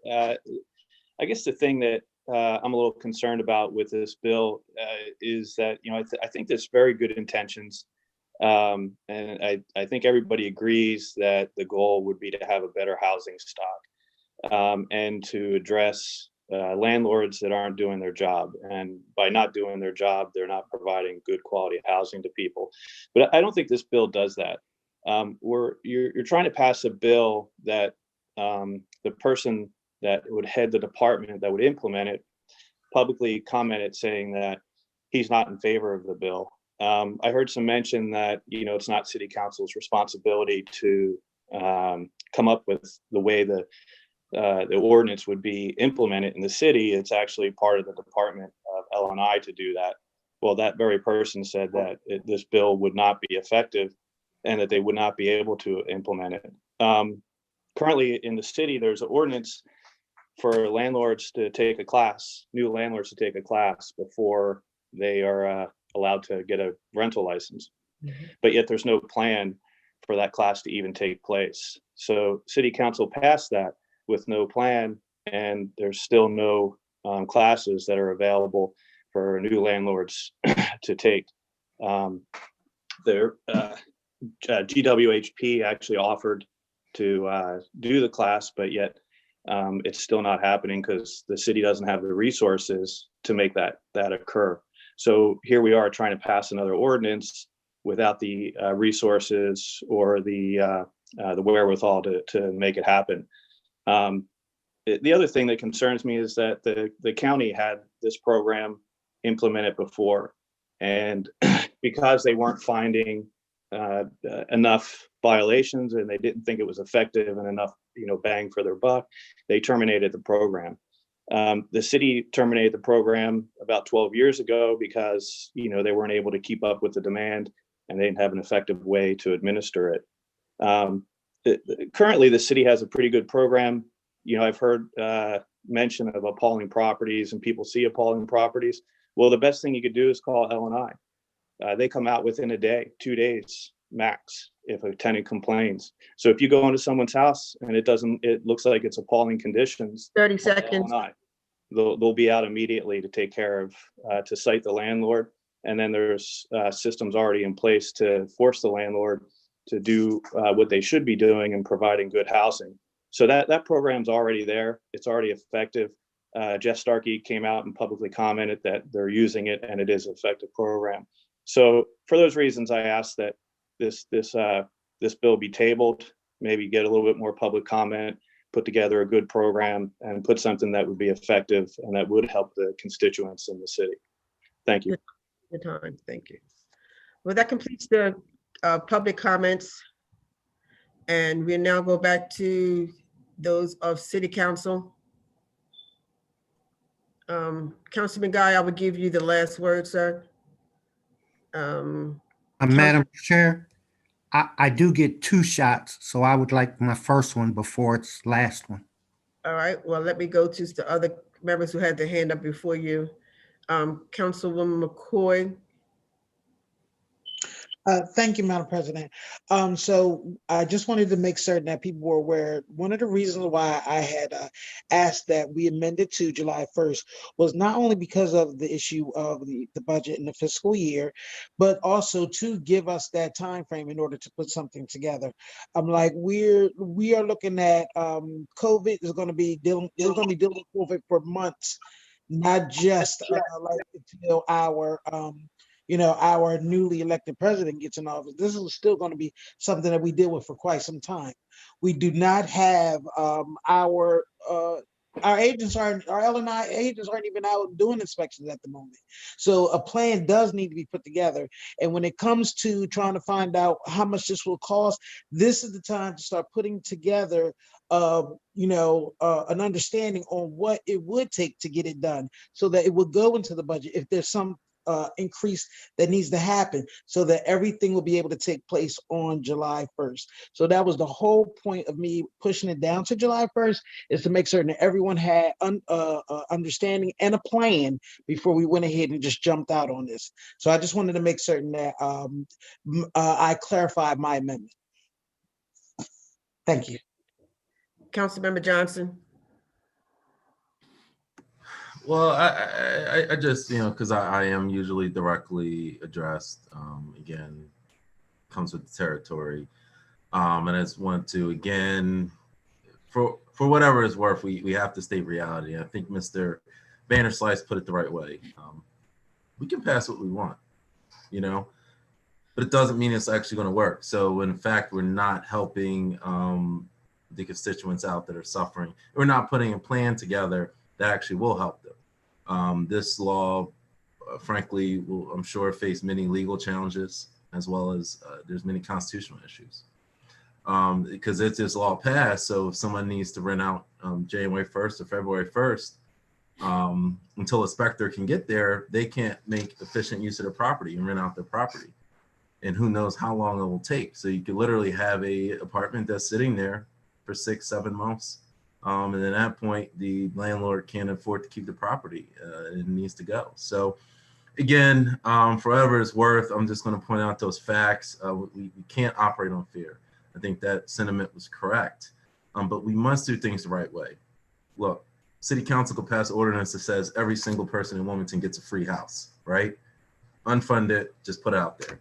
But the fact is, unless we have the funding and the actual way to do it, it doesn't matter. So I'm just trying to save a lot of heartache down the road. This is going to face many challenges and it's unworkable. But if it passes, it passes. And I don't want the sentiment out there that we don't care, because we've addressed the blight bill. We had many bills, and the same people that were against the blight bill now are now pushing this. So it really is kind of opposite world.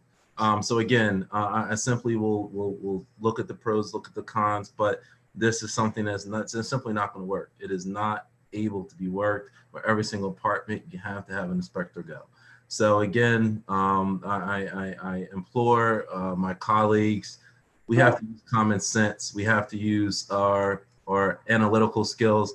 We just have to use research. And this is something that, again, is overreaching. It's going to be unworkable to force many people out in the streets because they can't go into a home because it hasn't been inspected. So, if we're sitting 3 months from down the line and there's an article in the news journal about homelessness and people can't get in apartments, I'm going to point it back at council and say, well, you passed this bill, landlords can't rent it. So again, I don't really know what to say at this point. If they want to pass it, pass it.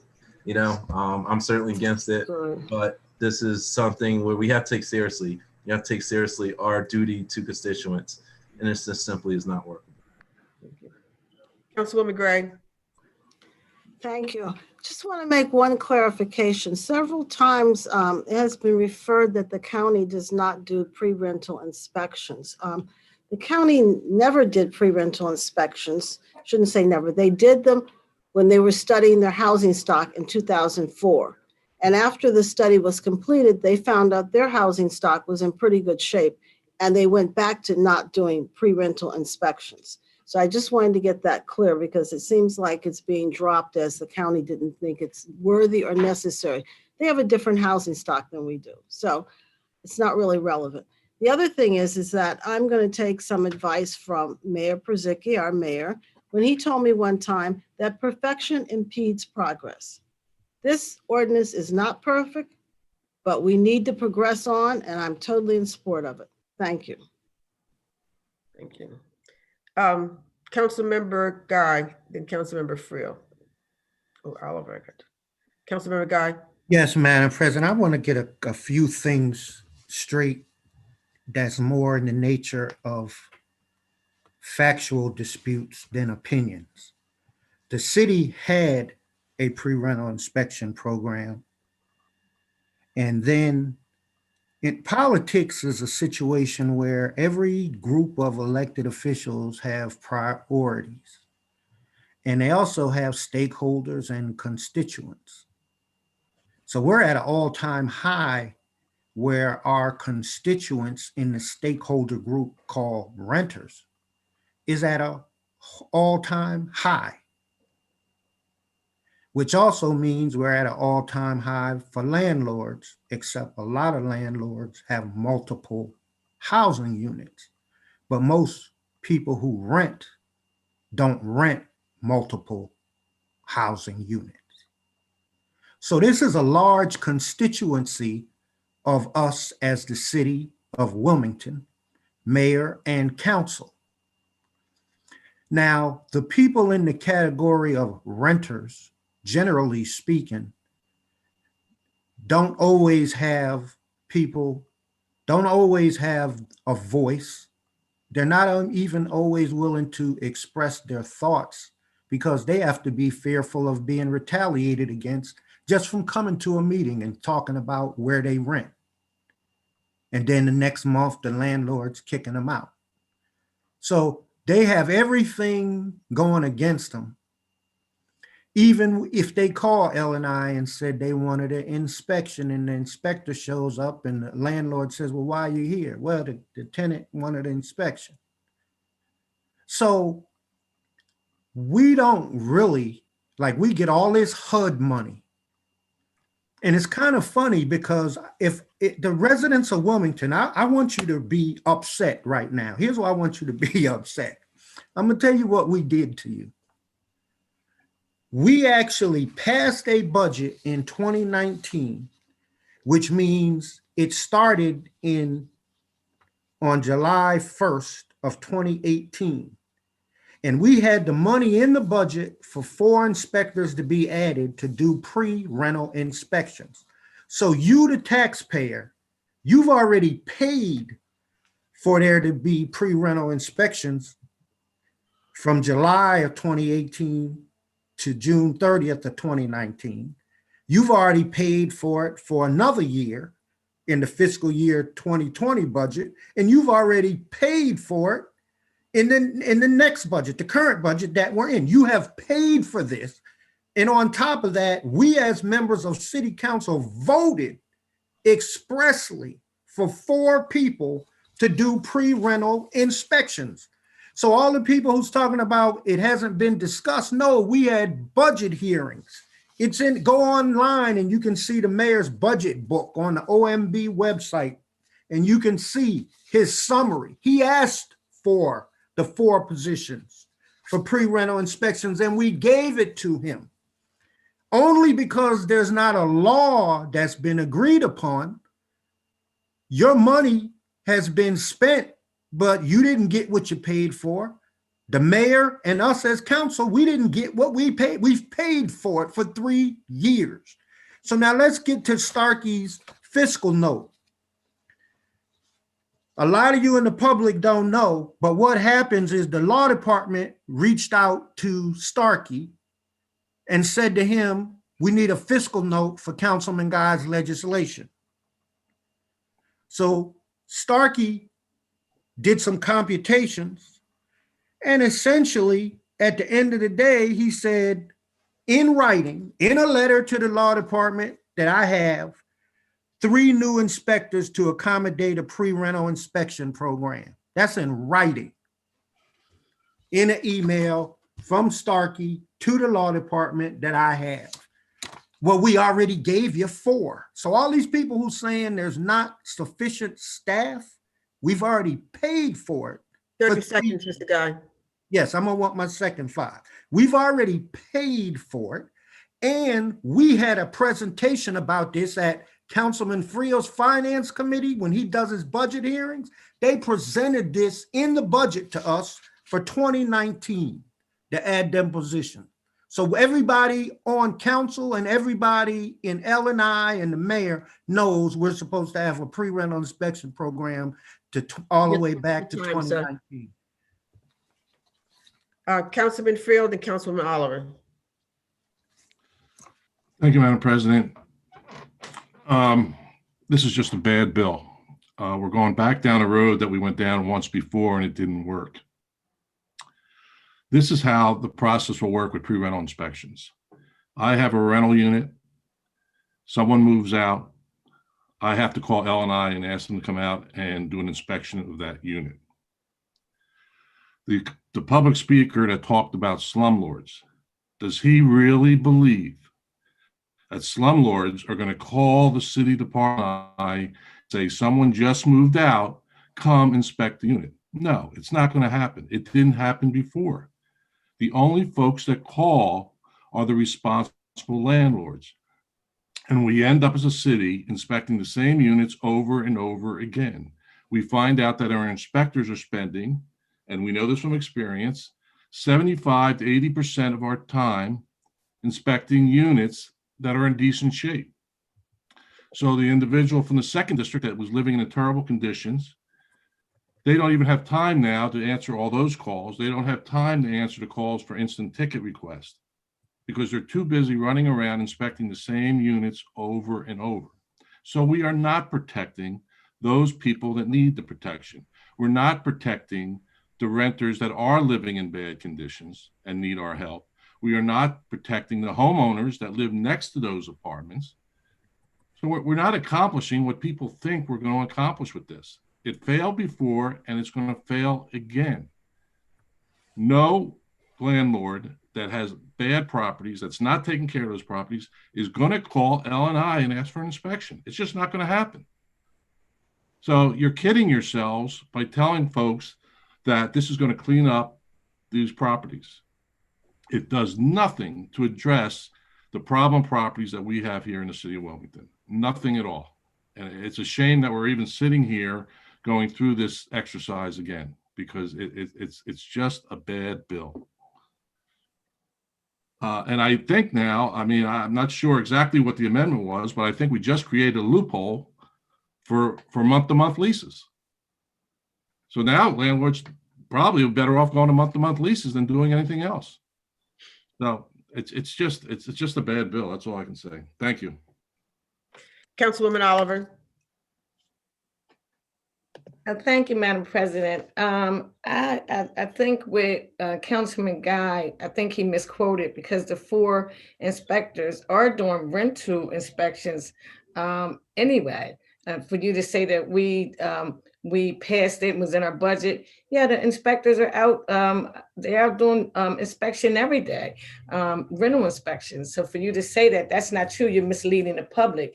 The 4 inspectors, the money that was in the budget, them guys are out doing inspections as we speak. And on another note, I live in a district that has a lot of slumlords. I see them every day. I walk and knock on different people's door. People come and ask me help them try to find a place throughout the city. So I've lived in my community in this house for over 25 years. On the east side, where in this district is predominantly renters. So for someone to think I'm against rentals, that makes no sense to me. I could have moved out of the city or moved in a different area many years ago. I've been in this house that I own for 25 years, and I don't plan on going anywhere no time soon. So for someone to think that I'm against people's living in slumlords, I lived, and I don't have to get into it, but I have individuals that I go and help every day. So this is going to stop people who need a place to stay. For landlords to say they're going to have to, and as Bud said, a slum landlord is not going to call. A slum landlord is not going to call. And as legislators, fiscally, we need to be paying attention to what we're doing. And it's funny that the other bill didn't pass, but we're trying to rush this. And speaking to some of the civic association people that I represent, like I said, everybody has a different district, but the ones I represent stated to me they wish they had a voice and they wish we could have had a meeting on this, opposed to me just calling them up and saying, look, what's great happened. So this has been shoved down people's throats. I think it need to be more of a discussion for something so serious. I think it's a good idea to a certain extent, but I think me being a voice for the people in the 3rd district, they should know what's going on. I don't think it should have been rushed like this, as if just like we, the ones who didn't want to vote for the other bill, so I'm not going to get into that bill, but you know what I'm talking about. I'm not going to get into that, but the rental inspections is being done. The pre-inspections are not being done because the slumlords are not going to call in. So I am not going to support this until we have a larger discussion about it. So I think it's just being shoved down our throats tonight. That's all. Thank you. Councilmember Johnson.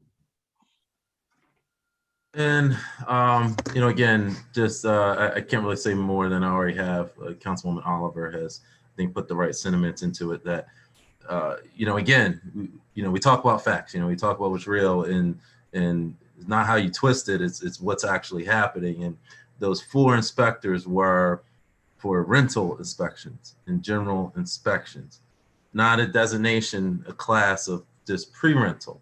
And that's a difference. And that must be known to the public that they weren't tagged pre-rental inspectors, they're tagged rental inspectors. And what actually could happen worse with this program, okay, is that we somehow do this budget amendment, great cost to the city. We hire individuals somehow, and then we find out the program doesn't work. Then we have to lay inspectors off because the program now is shut down. So again, I can't really say much more. Folks will do what they want, but we have to again look at the facts, look at the figures. Everyone wants to help the community. We're all here because we want to help the community, but we have to try our damn hardest to really help the community and not just pass something because it sounds good and not pass something because there's pressure, but we have to pass stuff that works, especially for Black and brown folks in the city. Because as we've said, and Councilman Friel said it the right way, we pass this, nothing's going to change. And so we have to think creatively about how to change the dynamic in the city. And that's the point. Let's have meetings. Let's have these group stakeholder meetings and not rush something through.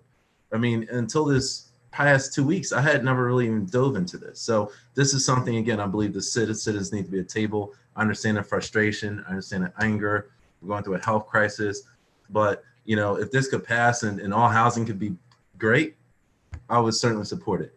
But that's not going to be the case. So we're going to be back at the table again. So for that, I implore us to at least get back to the table and not just throw money in the street, because that's what we're going to do. We have so many other issues, health issues, housing issues, criminal justice issues.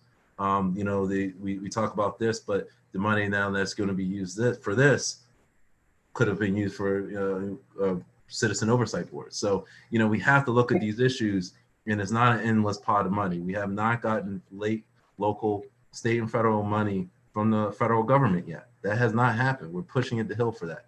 So I really beg everyone, you know, I don't ask for much on this council, but I really beg everyone to come together. Let's work with 108 to get something through. Let's not rush something through that could devastate our rental market. In fact, a lot of landlords good landlords will not rent in the city, and only the bad landlords will be left.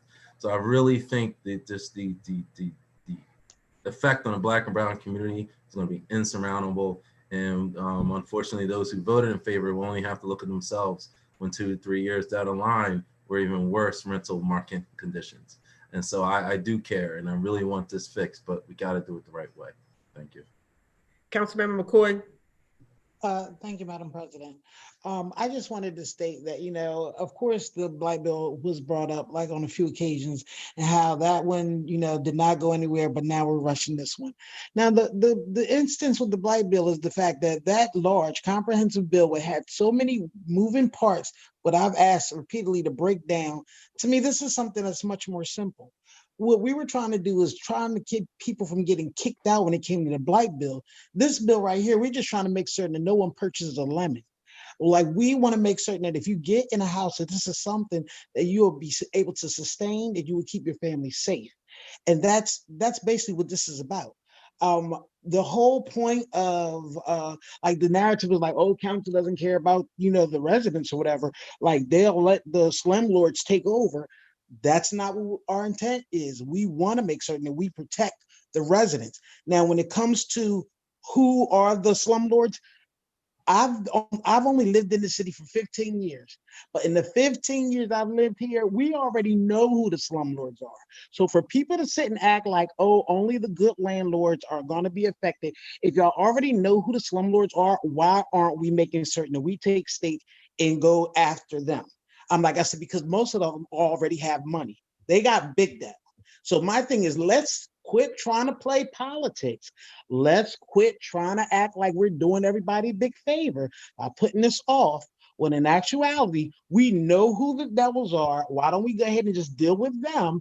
Like I said, and then when it comes to those who actually are doing right, those who came to the meetings and made certain that they gave input on our subcommittee, like, they can actually get their one and done, and then we know that we may not have to see them till next year. Like, these are the types of things that can actually happen once this ordinance goes through, but we need this one first. So that's basically all I had to say. Thank you. Councilmember Dixon. It's been a lot to digest. So I'm listening intentionally to all the discussion back and forth, and unfortunately, it seems that it's coming down to a landlords and administration against the community at the end of the day. Based on that, we don't. Even if we do pass the bill, it doesn't even sound like the administration will even do it, even if we did pass it tonight. So, but it's also in the same vein of, we say that we want to protect the renters, and that we wanted to, as Councilwoman McCoy had just alluded to, talked about in the previous legislation regarding trying to break it down so that we're talking about vacants, rentals, and homeowners, and trying to really dive deeper into what that looks like, and got really criticized a lot for not doing a lot of those issues and focusing on the housing issues in the city. So it's it's really a hard and a rock place to be, because either you are, I agree that there's some things that definitely have to be figured out, and that was part of the reason why I said yes to the amendment, to amended amendment, because it does going to take us a little bit longer to order for us to get everything into order and in place, and be able to us actually sit down. And as I think Councilman Guy had pointed out previously, it is going to take, this is the first time we're really having a discussion around having the landlords and administration of a license and inspection really at the table to really start to dive in deeper about if there's an online system to make things faster, if there's some of the suggestions that came out of the Healthy Community Subcommittee that said that they could access, they could support and help in some ways of how to make the process easier. Yes, all those things still needs to be figured out, but it's also, I feel like either way we're going to be criticized. We're criticized for not passing the blight. We'll be criticized if we don't pass this tonight or do something to protect our renters. But I kind of at this point, I just don't know what to do. But that'll be my comments. Thank you. Councilmember Adams. Yes, thank you, Council President. You know, there used to be a sitcom called The Addams Family, and they had this little thing there called Thing that was a hand that would come out of the box and, you know, bring things, or, you know, single stuff. I'm suggesting maybe the Council 108 has one of these hands on each person's desk that comes out and slaps them when they say something, you know, totally ridiculous. Like, okay, we're in the middle of a COVID pandemic, but yet we want everybody to be stuck in these poor condition rental apartments. Okay, that we don't want to implement something that will, because of the pandemic, but where the problem is, the people are stuck there. And so that's a foolish statement. It's also foolish, the statement to say that, oh, well, gee, every bad landlord would get away from this bill then, because no one would call in. Well, hey, does that mean we don't call, we do away with the police department because no one will call in a crime then? Come on, you're kidding me, right? Again, have a little hand come out and just slap them across the face when they say something ridiculous like that, especially when they turn their head to statistics. And don't tell me it's a money problem, okay? We got a lot of money out here. We just don't spend it on the right priority here, and a priority protecting a majority of the residents is important. Gee whiz, let's do some zero-based budgeting and set it up by priority. I've always said we only have 3 jobs here as a city council, but somehow we have 14 or 15 departments at City Hall. I still can't understand that. And lastly, I've always said flippantly, but you know, in a serious sense, maybe I should put forward a resolution that says, let's change the name of the department from L&I to just L, okay, so that they issue license since they can't do the inspections. And we'll keep saying 4, but they got like 29, 30 inspectors down there. And their own guy says it takes 45 minutes an inspection. We can't turn our head to that statistic. Again, oh yeah, whenever we say, oh, we can't do this, we make, oh, the statistics are wrong. No, the statistics are not wrong. It's their own guy telling you what the time study was, 45 minutes. It's their own guy telling you he's got 29, 30 inspectors. Come on, let's be real here. Our job is to protect the residents of the city of Wilmington. And passing something that has rental inspections protects the citizens.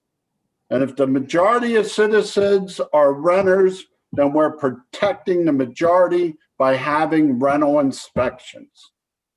That's simple there. And that hand wouldn't come out and slap me because that's directly truthful. Thank you. Thank you, Councilman Adams. And I think we have the proper number is 18 inspectors.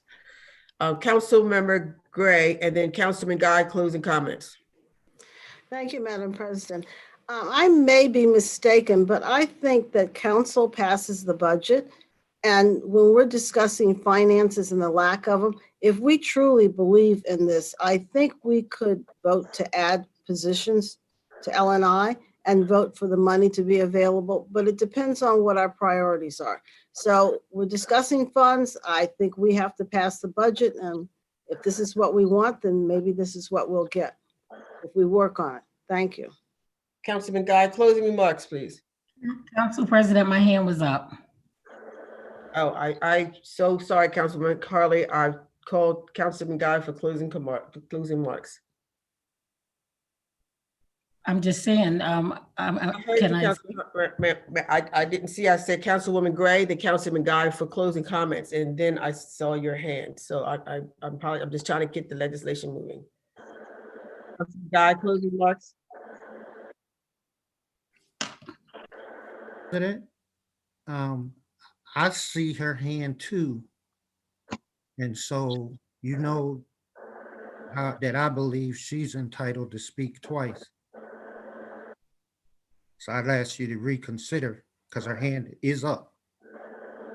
Well, her hand came up after I said what I called for closing remarks. Well, my hand was before you said that, Council President. I'm just making Go you. ahead, Councilman Holly. It was. Thank you. Go ahead. Thank you. Well, first of all, I want to say that I've had the opportunity to listen to the discourse of the legislation, the pros and the cons, from our sponsor, from the chairpersons of the Housing Committee, and most of all, I've had the opportunity to hear the people that I represent tonight. And when you think about the inspections on principal alone, absolutely, we are supposed to be protecting the people that elected us, and most of all, the people that are most vulnerable. So on tonight, I'm not going to belabor because I know that we've been talking back and forth, but I cannot overlook the fact that I have constituents that have made it very clear how they feel about this legislation.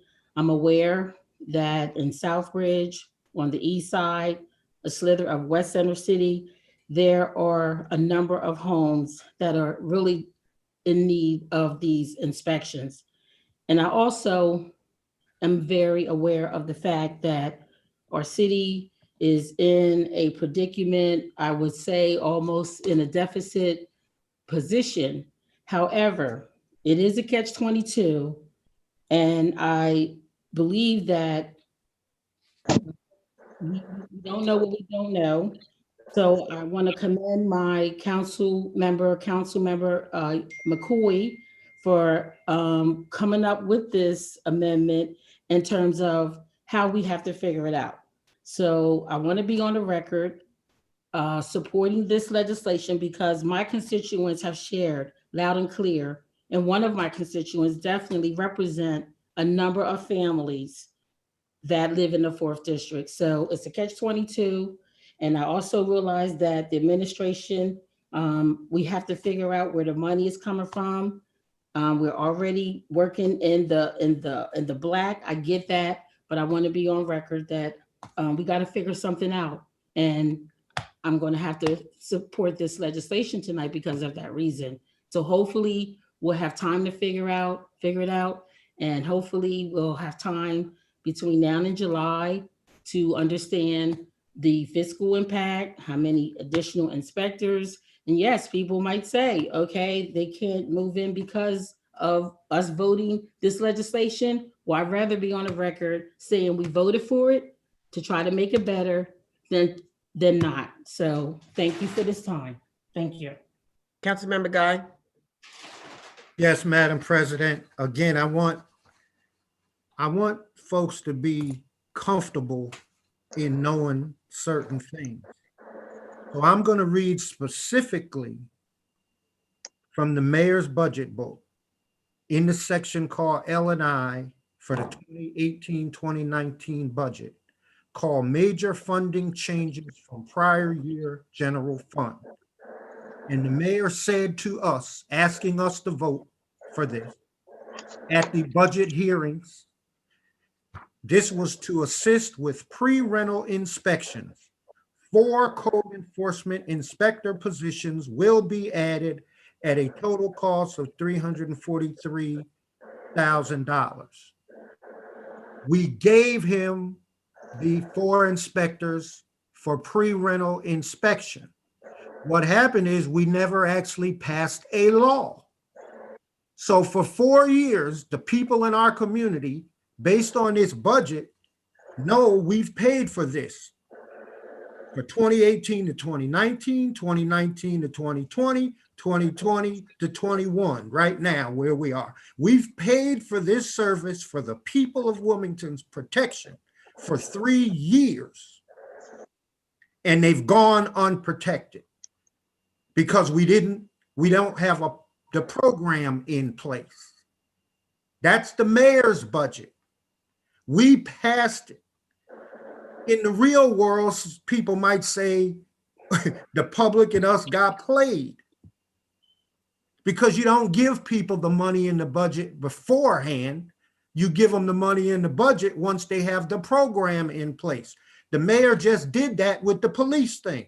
He said, I'm not going to pass the camera program unless you give me 5 new cops first. He wasn't going for the okie doke. Give me the positions first. Because he knows if he never implements the program, he's still got 5 additional police. Just like Johnson mentioned, he's talking the exact opposite of everything he said on Civilian Review Board. Well, let me put it in place. It's going to take us a year to implement it. We don't have any money in the budget for it. What he's really saying is, let's pass this, but I really know that it's probably never going to work. But by the time it never works, probably it's like, that's the end of it. Too bad. But he wasn't saying we got to have all the details ready right now. It's not our job as the legislative branch to have every detail. We make policy statements, and our policy statement here is we would like pre-rental inspections. It protects the renter and it protects the landlord too. As Councilman Friel said, the way this works is somebody asks for a pre-rental inspection. Well, if a slumlord does not ask for the pre-rental inspection, guess what he just did? When the person who's being taken advantage of eventually complains to the city or complains to the JP court, first question they're going to ask is, was a pre-rental inspection done? Now that slumlord has a real problem. Not just for being a slumlord, but they basically didn't do the pre-rental inspection, which would have allowed it to be detected and the person wouldn't have been taken advantage of. So what I want to say is, here's what the mayor said when the blight bill was defeated. This is for the people who think that they're helping the mayor by opposing this, because some of you said that you're mad because the blight bill didn't pass. Here's what the mayor said when it didn't pass. We are disappointed, of course, to see the council fall prey to the same poor excuses for doing nothing while our poorest tenants live in squalid conditions. Council had a choice to support landlords or to support our most vulnerable citizens. They chose poorly. That's the mayor, quote, October 2020. I'm not saying whether I agree with them or disagree with them. I'm just saying that's what he said. So I wonder what he would say if we pass this legislation. I guess he'd say we chose wisely because we're trying to protect our most vulnerable citizens so they don't have to live in squalid conditions. So if y'all are voting for the mayor, that was the sentiment that he expressed. That's all I have, Madam Chair. Clerk, please call the roll. Councilwoman Gray, Yes. Councilwoman Oliver,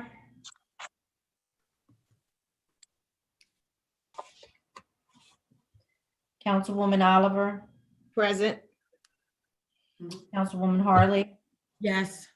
Councilman Turner, Yes. Councilwoman McCoy, Yes. Councilman Johnson, Present. Councilman Friel, No. Councilman Adams, Yes. Councilwoman Dixon, Present. Councilman Guy, Yes. Councilwoman Walsh, No. President Shabazz. No. Madam President,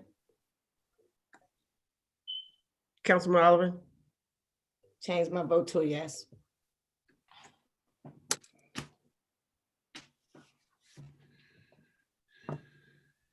Seven yeas, 3 nays, and 2 present.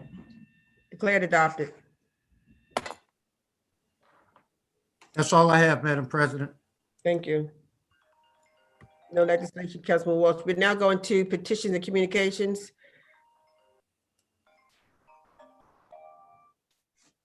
Councilwoman Gray? Thank you. I would just like to thank President Hanifa, Councilman Guy, Councilman Cyril, Councilman Bud, and Councilman Bash. Thank them for all the help they've given me, whatever it was, however it turned out, and just to say goodbye. Thank you.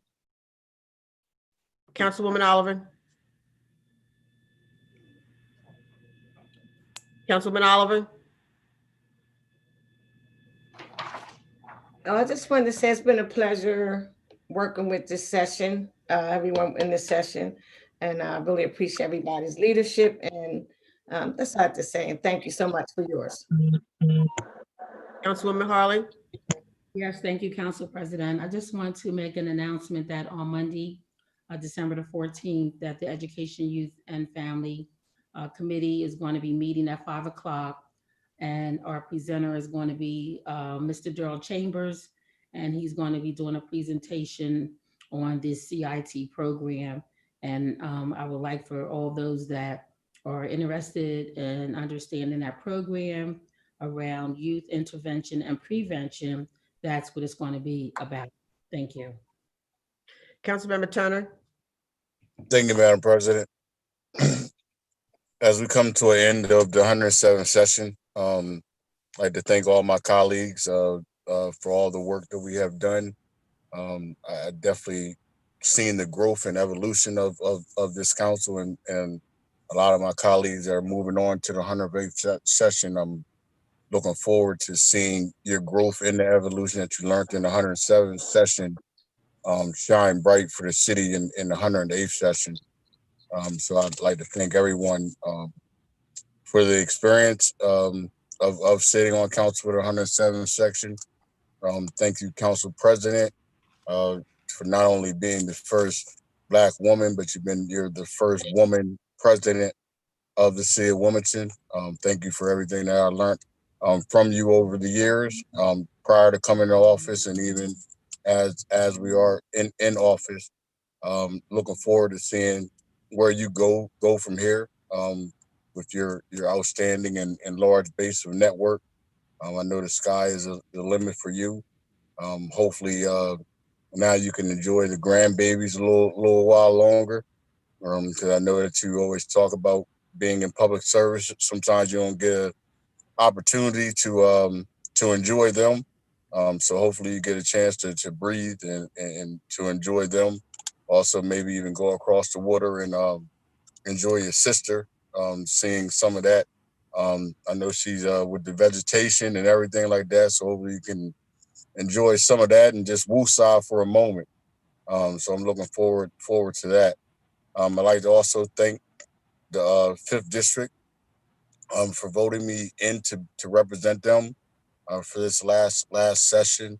And I also like to thank the city of Wilmington for voting some of the ones that supported me for running for city treasurer, and also the ones that didn't support me. I'm gonna look forward to, in the next 4 years, working with everyone to see how we can support the next 108th session in the city of Wilmington, county, and the state.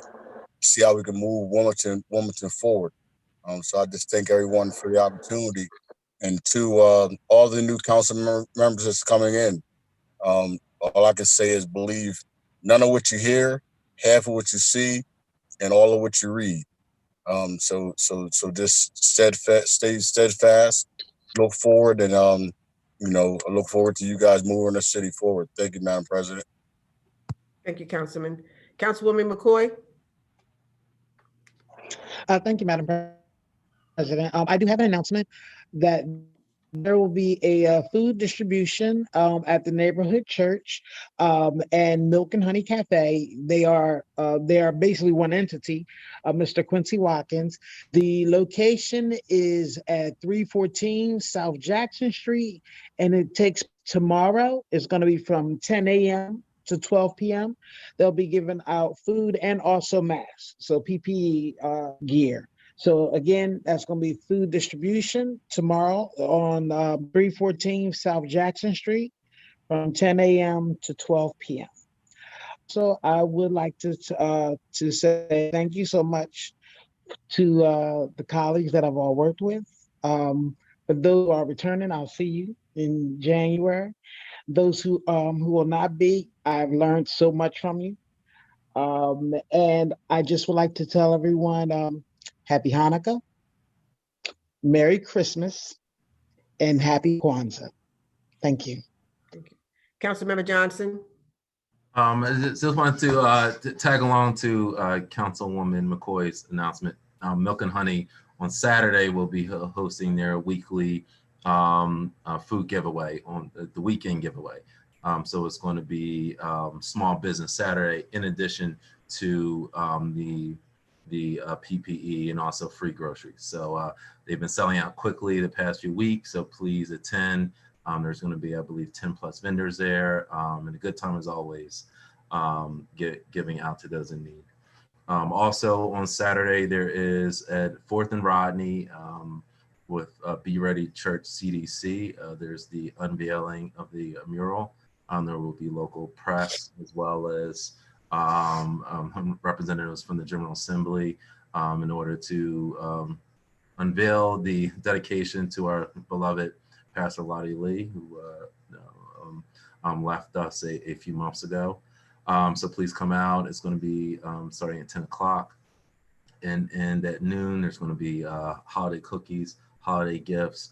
So please come out and enjoy socially distanced fellowship so that we can all get through these tough times. And then lastly, again, well wishes to my colleagues who will be moving on to bigger and better things. Number one, Council President Hanifa Shabazz, thank you for your steadfast leadership and mentorship through the years. I've learned so much from you and my other colleagues, Councilman Sam Guy and Councilman Bash Turner. I've learned a lot from you as well. I think we believe in the same things. We might think, have different strategies about how to get to it, but we always agree on helping the folks in Wilmington. So, and last but not least, Councilman Bud Friel. I don't know how this is going to be city council without you, but we will continue to press on in your memory, in your steadfast leadership of being a good steward for the city. So thank you to everyone. And everyone at home, have a safe and happy holiday. We do have some new announcements from Governor Carney that were released this evening. So, as city council, we're going to continue to be nimble, keep folks surprised so that we can get through this together. So please stay safe and stay masked up. Take care. Thank you. Councilmember Friel. Yes, thank you, Madam President. I did want to make some closing remarks. I am going to refrain from naming people individually because I know I would forget a lot of individuals that I've worked with over the years. I've had the incredible honor of serving the citizens of Wilmington for 28 years. For 4 years working in the administration of Mayor Dan Frawley. I spent 16 years as a council member at large, and the last 8 years representing the 8th District. I also had the opportunity to be the longest serving chair of the Finance and Economic Development Committee, holding the position for 12 years. I have served with 5 different mayors and 5 different presidents of councils. I thank them for their leadership and the willingness to work with me in addressing issues. I want to thank my colleagues on council, past and present, There have been an outstanding group of men and women on this council over the 24 years. There have been times that we argued, but also many times that we agreed in order to move our city forward. I want to thank our council staff, both on the ninth floor and in the WITN crew. They have done their best over the years to try to make me look good. It has not been an easy task, but I am grateful. I want to thank the employees of the city of Wilmington. Over the years, I've interacted with hundreds of quality public servants in trying to address the needs and issues that face our residents on a daily basis. I always found them to be compassionate, caring people who wanted nothing more than to help. I want to thank the people of Wilmington who elected me 6 times to represent them on city council. I've always said that this is a great city made up of fantastic people. They step forward on a daily basis to participate in community organizations, serve on boards and commissions, work on community cleanup and beautification projects, help the youth, seniors, and families in need. There are no words that can express my gratitude for what you do for our city. I thank you for your support and your friendship. If I could leave the returning council members and the newly elected for the 108th session with one word, it would be respect. And I'm not going to break into a song, but respect for the institution of city council. The body plays a very important role as a check and balance towards the executive branch, but at the same time, both branches must work together to address issues. Respect for the legislative process. You will vote on hundreds of ordinances and resolutions over the next 4 years. You cannot go wrong if every vote you cast is based strictly on the merits of the legislation. Respect for your colleagues. There will be times that you will disagree with a fellow member. Different opinions is good, but don't let it be personal. Name calling is small and will divide the entire council. You want to be able to work together on other projects. The 108th session will have an incredible opportunity to address equity issues here in Wilmington and throughout the state. To be successful, the city of Wilmington will need a unified voice. Respect the voters. They have elected you and you should cherish that responsibility. Listen to their thoughts, suggestions, and opinions. Once again, you will not always agree, but they will respect you if you listen and provide them with thoughtful responses. As I have stated, I've had the privilege and honor of serving the people of Wilmington for 24 years. You don't serve that many years without the love and support and of understanding and patient family. I have had the best. To my wife, Kelly, and daughters, Rose and Molly, thank you. I love you. Council President Shabazz, I want to thank you for your support and friendship over the years. As a father of 2 daughters, I want to thank you and Councilmember Walsh, a colleague for a number of years and a friend for many more, for being able to add cracks to that glass ceiling. I want to wish everyone a very happy but safe holiday season. Thank you, Wilmington. Thank you, Madam President. Thank you, Councilman. Councilmember Adams.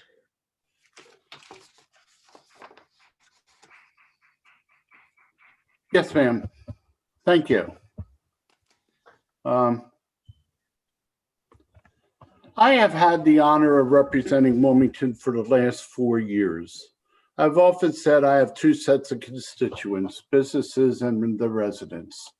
I'm happy to say I've represented everyone in Wilmington, businesses and residents admirably. I have held true to my conservative principles. The bedrock of one of those principles is freedom and property are closely aligned. Whether you take somebody's money via taxes, then they can't do what they want to do because they don't have the money to spend, or you restrict the use of property by zoning laws, then they can't use something they own the way they want to use it. Sadly, with my departure, the conservative voice of council will be gone. The man replacing me will not adhere to conservative principles, but the people of Wilmington have spoken. There is supposed to be a diversity of views on council, so I would just like the new council or any future council in the future to no longer consider seizing someone's home. That's why it took council more than 6 years to bring the blight legislation to the floor. Seizing someone's home takes away their dignity and their freedom. and sees that someone's home does not advance the city of Wilmington. Please keep that in mind. Lastly, I leave heavy-hearted. I have often said that the genesis of every problem in Wilmington is that we do not have a Wilmington school district. Everyone knows this fact, but no one works on forming a Wilmington school district. Governor Carney said directly to State Representative Gatewood, State Representative Bolden, Council President Shabazz, and myself in a meeting one day that if the mayor wanted a Wilmington school system, there will be a Wilmington school district. So I say to the mayor, if you want to improve the city of Wilmington, start a Wilmington school district. The social services network needed for their success can be intertwined within this school district. The children of Wilmington need a school district, and a city school district can be your legacy. The mayor was disingenuous when he joined the NAACP suit. He only wanted the property reassessment for more money. Now with the settlement, there will be no reassessment. So let's move on from there. Why did the governor settle this suit? I asked the mayor to be truthful this time and start a Wilmington school district. In closing, I just would like to reiterate, don't seize anyone's property and let's get a Wilmington school district. These two things will go a long way in advancing Wilmington. Thank you to my fellow council members for allowing me to work with you. I would like to thank the council staff and everyone else who helped me fulfill my duties as your council member. I would like to thank my wife, Donna, and a huge thank you to the businesses and residents of Wilmington for allowing me to serve you. My time served has been an honor. May God bless Wilmington. Thank you, Council President. Thank you, Councilman. Councilwoman Dixon. Thank you, Madam President. I also want to echo the comments of my other colleagues this evening and thank you all for your service that you have done for all of the years that you've been on City Council and for all the work that you put in for the citizens of the city. I also have learned a lot from all of you and look forward to still continuing the relationship outside of council as well. I'm a little bit in the sadder moment, so I'm actually going to do my comments shorter. One of my participants was killed today, so I'm a little bit thrown off. So I'm going to end my comments there for the evening, but thank you all for your service. Our prayers are with you and your participant, Councilwoman Dixon. Councilmember Guy. Yes, Madam President. I periodically look back at Inauguration Day, and I look back at periodically at promises made running for office. And what that helps you to do is it helps you to stay focused on what you said you're going to do compared to what you actually do as an elected official. I also regularly tell people that your record, you actually have a legislative record as an elected official. And so if you want to know what matters to elected officials, you look at their legislative record. And I'm not talking about the legislation that the mayor's office sends over and you get to put your name on it, because that's not really your legislative record. You're just carrying it through the system. It's what ideas have you brought to the table and been willing to put your name on it and run the risk of it being voted down or voted up. That's your legislative record. And so I always make sure that I don't have fear of putting what I believe in and what the people have shared with me matters to them in legislative format. So that's a part of your record, but also your constituent services and everything else that you do and how you vote. Because 20 years from now, your vote is going to be looked up on certain things. And it may matter. Somebody may say they want to make you the head of something and realize your voting record is inconsistent with you being the head of that thing. I also want to say that I thank the people of Wilmington for allowing me to serve as their city council person at large. It's a very meaningful experience, and I want them to know that I've taken it seriously because I know it really matters. As a person who spent their whole life in civil rights arena, I fought to make the Voting Rights Act live in Delaware. And part of that is getting more diverse elected officials. And part of that is those elected officials knowing what it said back when the Voting Rights Act was being passed as to what was the goal of a community that's diverse in wanting to have more Black and brown elected officials. So for me, the most dangerous thing are Black and brown elected officials who don't have an understanding of why folks fought for there to be more Black and brown elected officials. That is the most dangerous thing facing Wilmington City Council in the future and in the present. I want to say thank you to my fiance, Colleen, and to my mom and the rest of my family, because like everybody on here, you're shared. Your family shares you with the community. Also, one of the biggest threats that City of Wilmington has to it that has to be monitored is the same thing that the United States says about the Russians. We complain about the Russians interfering with America's government, but we don't complain about the outsiders, the union reps, the elected officials, the chambers of commerce who use their money to purchase unwarranted influence over how the people of Wilmington are treated. That is a significant threat to Wilmington. I'm proud that I serve in the role of the watchman. And when they were trying to cut council in half, that I knew legislatively what to put on the table so we could vote on whether we wanted to stay the same way we were when we came here. 30 seconds, Mr. Guy.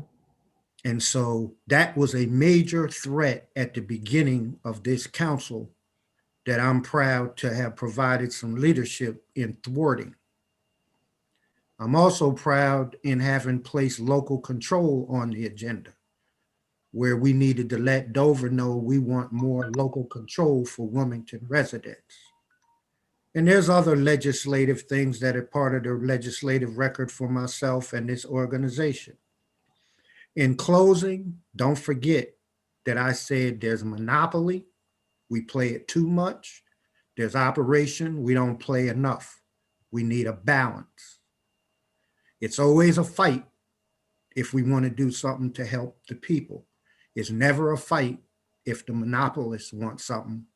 It's all good for everybody. We need to take a look at that. Your time, Mr. Guy. Thank you, Madam President. Thank you, sir. Councilwoman Walsh. Can you hear me, Madam President? Yes, ma'am.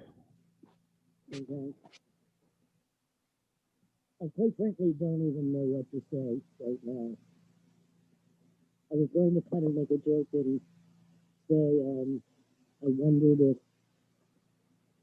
I should be the one who asked the I'm sorry. I'm sorry if you could speak in your speaker a little bit like you did before. Just want everybody to hear you.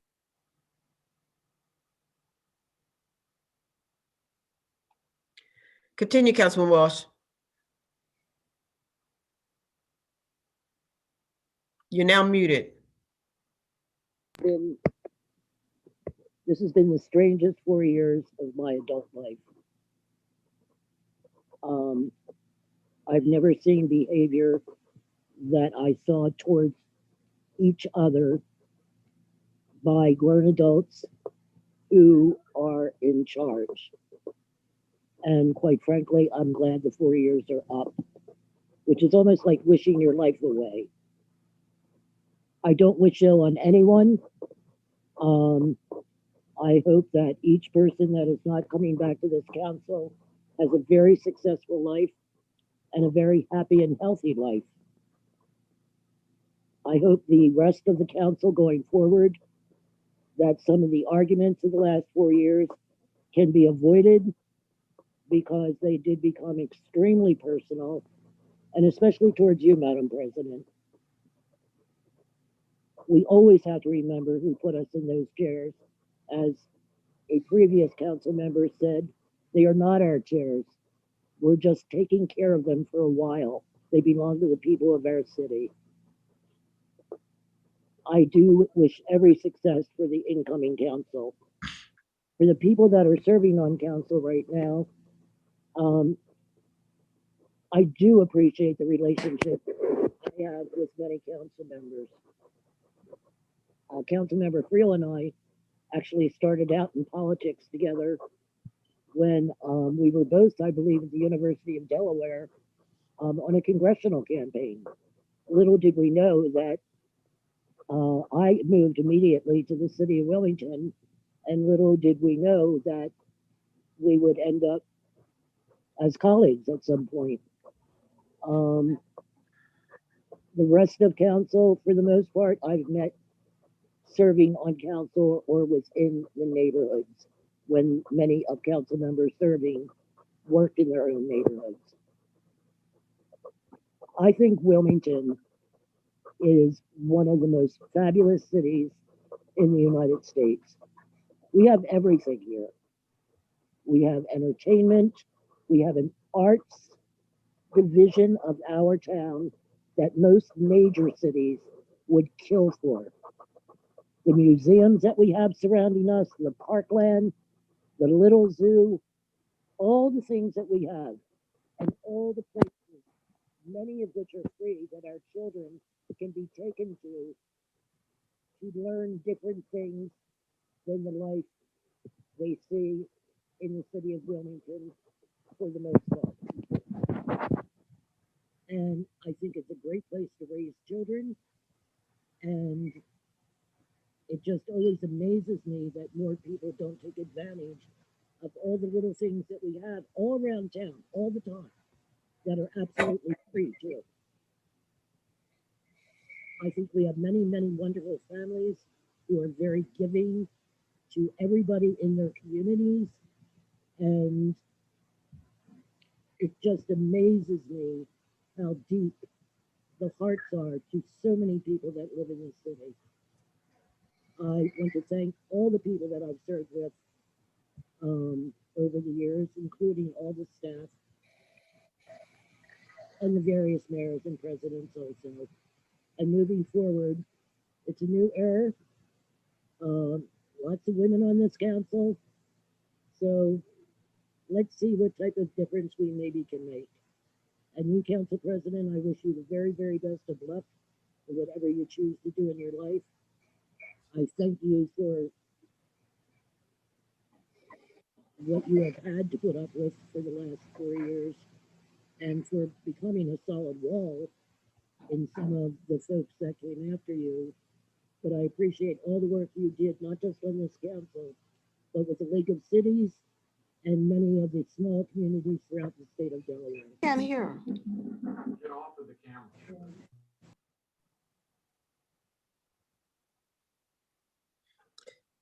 Thank you, Councilwoman Walsh. Well, first I'd like to start and thank City Council staff, because some of the, many of you I've worked with my whole time being on council. So not only were we are colleagues for over 16 years, but we became great friends. And through all that this last session has been about, I want to thank you for being steadfast in your professionalism to be able to still get accomplished the task of the legislative branch of government. The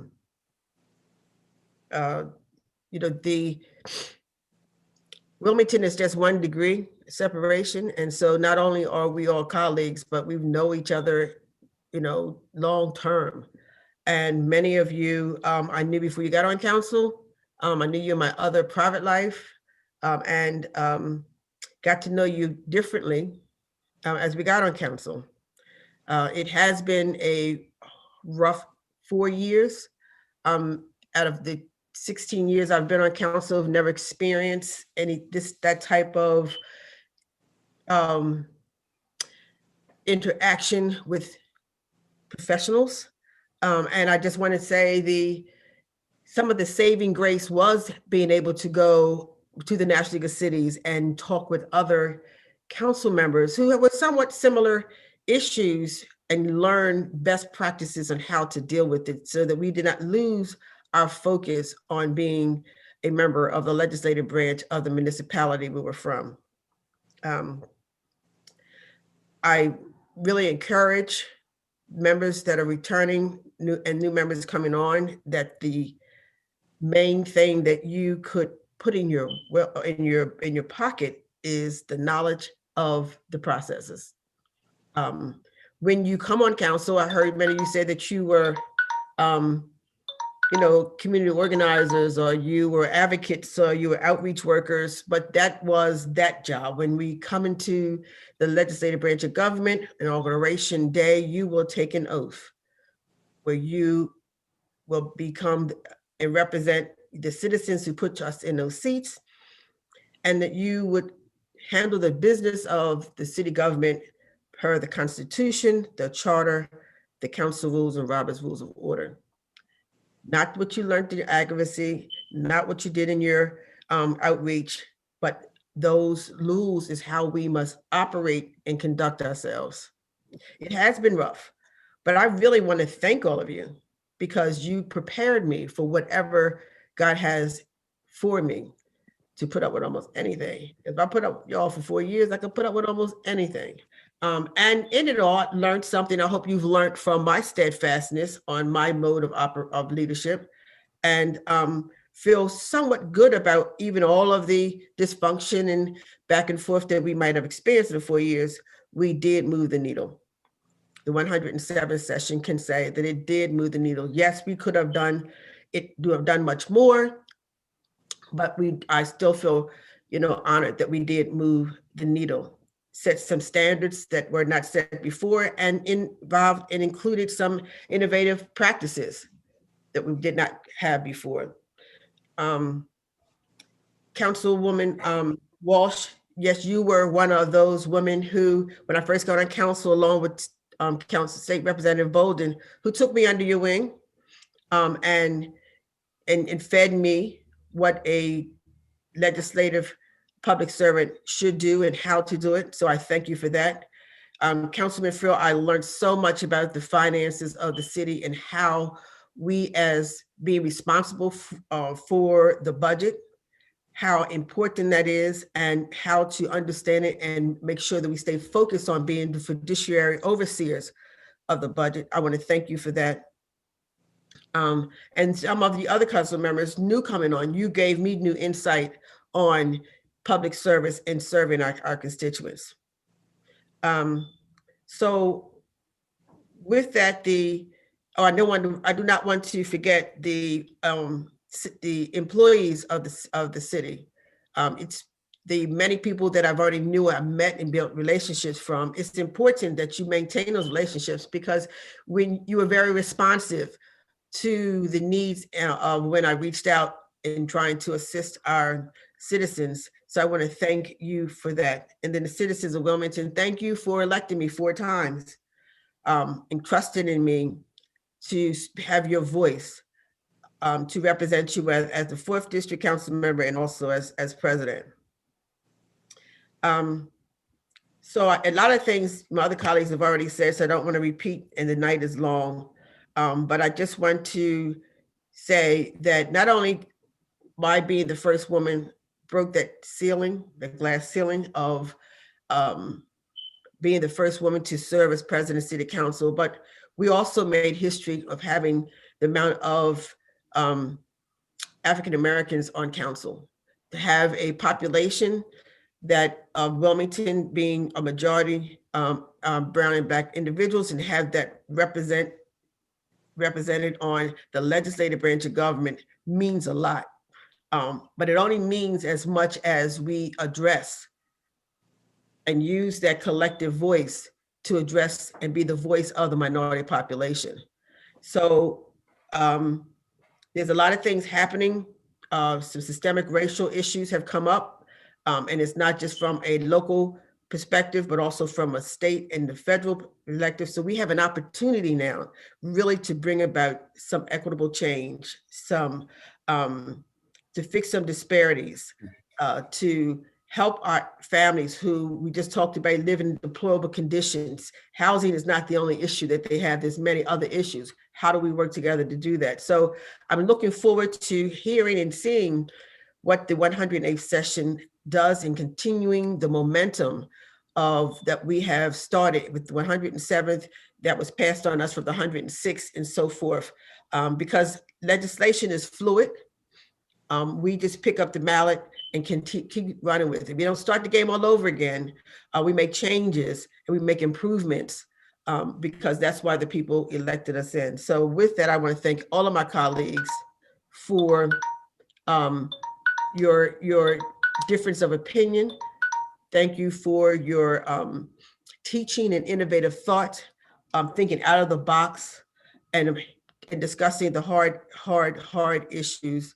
But eventually at the end, that we, again, move the needle to make Wilmington a better place to live, because Wilmington is on the move and it is up to us to keep that momentum going. So with that, I had much more to say, but again, it was already said, and it's truly been an honor and a pleasure to serve as your president, and your friendship will never be forgotten. And with that, I will accept a motion to adjourn. So moved. All those in favor, signify by saying Aye. Aye. aye. Aye.